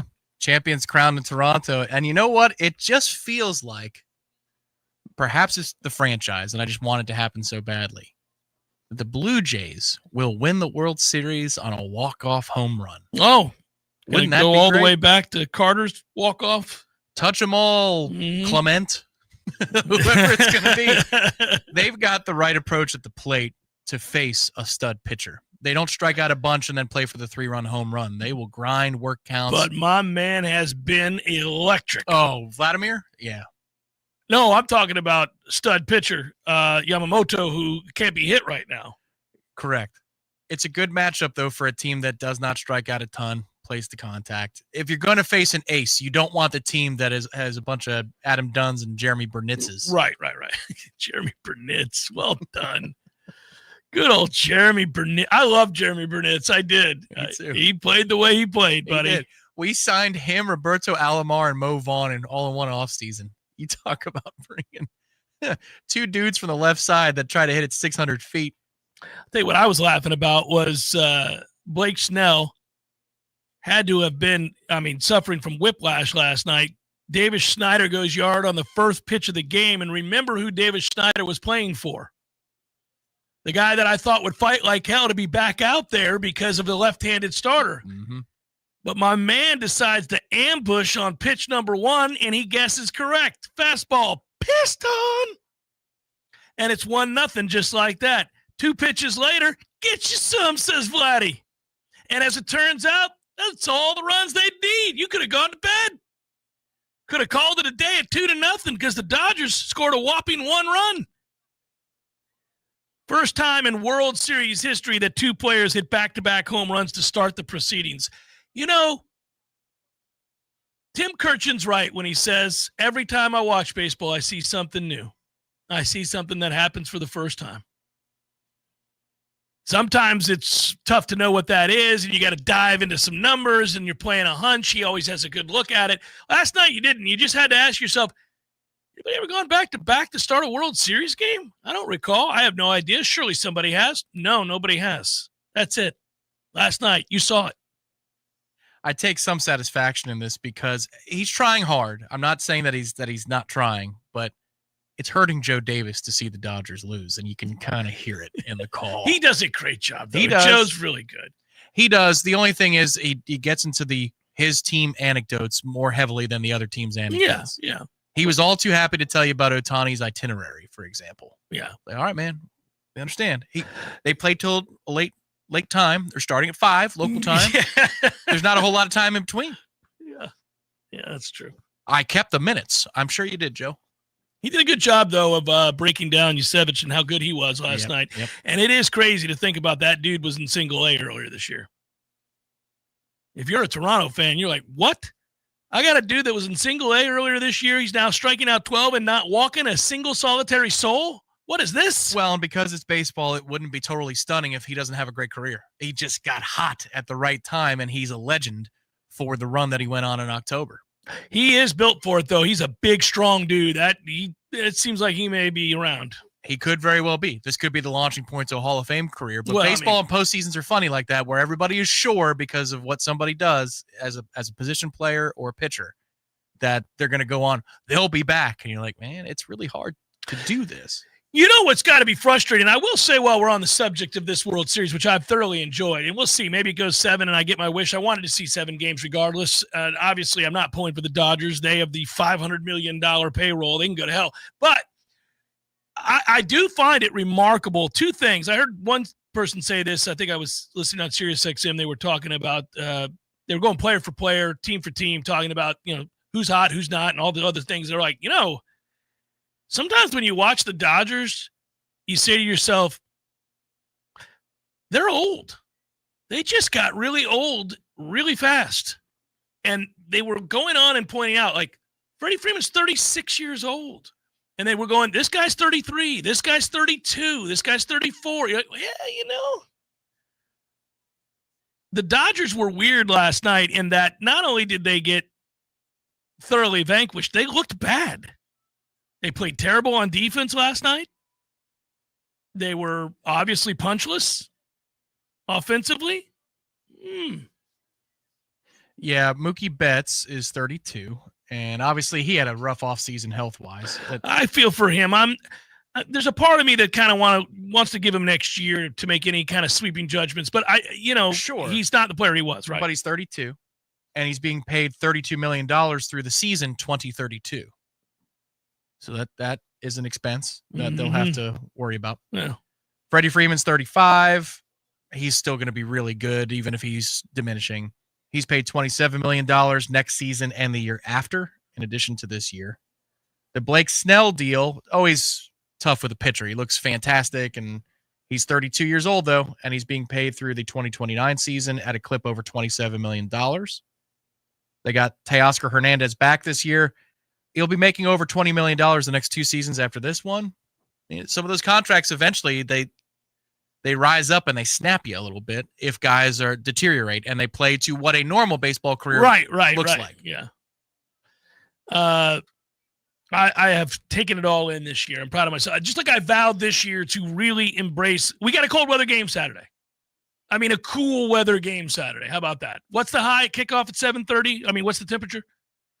Not the high. The high is earlier in the day. In the 50s, I'll get you a specific Yeah, number. give me some 50s. Give me some 40s before that thing ends in the second half, which, by the way, we better be winning because there's nothing worse than sitting there getting your ass kicked in cold and rainy and overcast weather like we were so many years ago against Wake Forest. There was also a game where we had 3 or 4 quarterbacks play against Wake Forest, and we didn't score an offense. Was it 13-3 was the final? It was awful. I think that was 08. I think it was a 2000. I think Devontae Richardson played. And We've had Weatherford a lot and of Lee. really sadly rememberable moments. That was a cold day. Yeah. I was in the stands for 30-0. The coldest loss that also left you feeling cold was the one to BC. And I think that might have also been in 2008. Oh, was it when that doofus was running? Read option. Yeah, and he couldn't run. He was just a big lumbering guy. Yep. That was awful. Yeah, that was where my buddy, show contributor Chris, hit somebody with a soda bottle by mistake. It shot off the corner. All right, Saturday, 7:40, we'll call it for kickoff, 59 degrees. Halftime, what do you think, 9 o'clock? 54 degrees. 55. Mm-hmm. And then by the time you're in the fourth quarter. Yep, close game, tied at 10. 52. 52, might get 40s. Let me take a look at the proposed win. Yeah, give me a little bit of 40s for that. I'm going to give you the feels like. Here you go. Feels like 42. At kickoff, feels like is 57. At halftime, feels like 53. Mm-hmm. And it won't do it. 51 degrees. I refuse to believe that. It's going to feel like it's in the 40s. You can't discern 51 from 49, buddy. It's going to feel like it's in the 40s. All right. I've been waiting because, some Halloweens, and by the way, tonight, Devil's Night. I love Devil's Night. Yay, Devil's Night. Is it the night before Halloween? Yeah. I never knew that. Yeah, it's the night before Halloween. Devil's Night. Devil's Night, buddy. Okay. It's awesome. What was your favorite costume you ever dressed up as? Ooh. Probably the Ninja Turtle. I was Michelangelo at age 6 or 7. I loved. That's our age difference. Yeah. I loved the Ninja Turtles. Oh my God, I love them so much. It's so funny to me because it wasn't for me. I was beyond, obviously, when all that happened. Yeah. I was much older than 6. So for me, I was like, what is it with the Ninja Turtles? This is stupid. The movie's terrible. The show sucks. Vanilla Ice is in this. This is awful. Well, that was the secret of the use. What are we doing? The first movie was phenomenal, too. It was not. If you Mimicking went back, his movements, I learned. You go back and watch it now, you're like, I still know so many lines from that movie. I'm sure you do. Yes, I do. Yeah, no, the Ninja Turtles never did it for me. But a 6-year-old Tom loved the Ninja Turtles, which is great. Yep, Michelangelo. I'm trying to think my very favorite. I had Voltron. What you got? Thundercats. Well, that's good. Ultraman. I think Ultraman. Ultraman. Okay. I did Ultraman one year, and then I think another year I was Spider-Man or Batman. I was a kind of a traditionalist. I was loving Batman and Spider-Man. The Thing. I like The Thing too. Oh, buddy, the Batman costumes in my era were great. It was a little uncomfortable with the chest plate, the plastic chest plate, yeah. But it was the Michael Keaton movie. It just come out in 89. Yeah, so those things were still selling like hotcakes when I was 5. So it went Batman, then Ninja Turtles, and then Power Rangers. But I don't think I ever was a Power Ranger except for maybe 1 year. Yeah, no, Power Rangers never did it for me either. Well, Amy Jo Johnson did. Ah! The Pink Ranger. Is she dead? No, still looking great. Oh, you've looked her up? I've never heard of her. Amy Jo Johnson. I don't even know who she is. Breathtaking. Just breathtaking.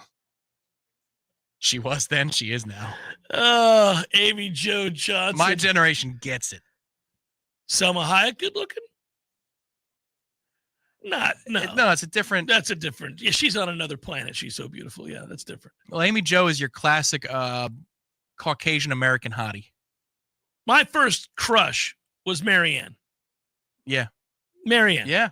Marianne, if you go look at pictures of her when she was in her 50s, Marianne is still hot. 60s. Look at Marianne. I remember that we put a poll on the old website on the AM side. Oh, Marianne killed Ginger. It wasn't even close. We knew it. We knew the results of that poll. Get the hell out of Ginger here with this nothing. Ginger nonsense. Ginger had nothing. No, Marianne was always the one.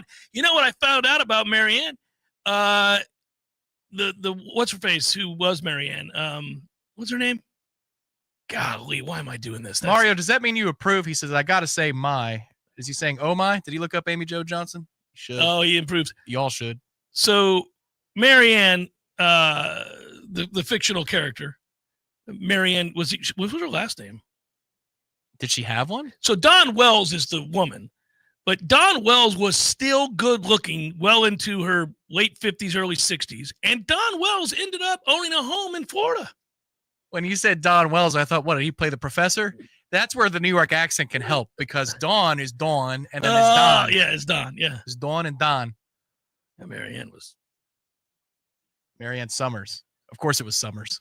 Couldn't have been anything else. By the way, if you were trapped on an island and you had Marianne there, you wouldn't be pissed about being trapped on that island at all. Especially if you were the professor, because he was the only good-looking dude there. That's he right. had to be like, yeah, buddy. Old Thurston ain't pulling that. No, Thurston's not. Fat Skipper's got no shot. Gilligan's a doofus. You're set. There's not enough coconut rum on 10 islands. You're the professor. You just walk around, like your shirt's off. You're like, how you doing, Marianne? Oh, give it time. Tony G wants to know if Linda Carter ever made the short list. Yes, Linda Carter did. Yes, Wonder Woman. Yes, Linda Carter was. Yes, yep. That's my age, Tony. You're right. Linda Carter, Dawn Wells, Also, of course, everybody's had the same fantasy of I Dream of Jeannie. Oh, yeah. I mean, what are we doing here? Yeah. I remember my dad perking up that Linda Carter was on a commercial during The Price is Right selling glasses, just eyeglasses. He goes, "Oh, that's Linda Carter." My mom's like, "All right, Thomas. All right." Barbara Eden was also hot for a very long time. Jeannie, I Dream of Jeannie. And she knew it. And the Jeannie outfit was something. Yeah, absolutely. And you would always say, like, Larry Hagman, what are you doing? He would always resist her advances and willingness to help you out. He'd be like, "Oh, now Jeannie." I'm like, "No, Larry, what are you doing?" Well, yes, she had the less classier to the Bewitched woman who was also stunning. Oh yeah. But she wasn't as sexy. She was beautiful, but she wasn't. She was dignified. Dignified. Yes. Yeah. I like Jeannie. In the mob terms, Jeannie's the gumad. Jeannie's special, yes. All right, that'll do it. We've fallen off the rails. That's how disinterested we are in the Knowles. I told Paulie I was going to go see Jeannie. Good work out of you, sir. Be well, everybody. Have a great night. We'll talk to you tomorrow on a Libations Friday. Almost there. Almost there. I'll relock in. I'll get focused. I promise. Peace.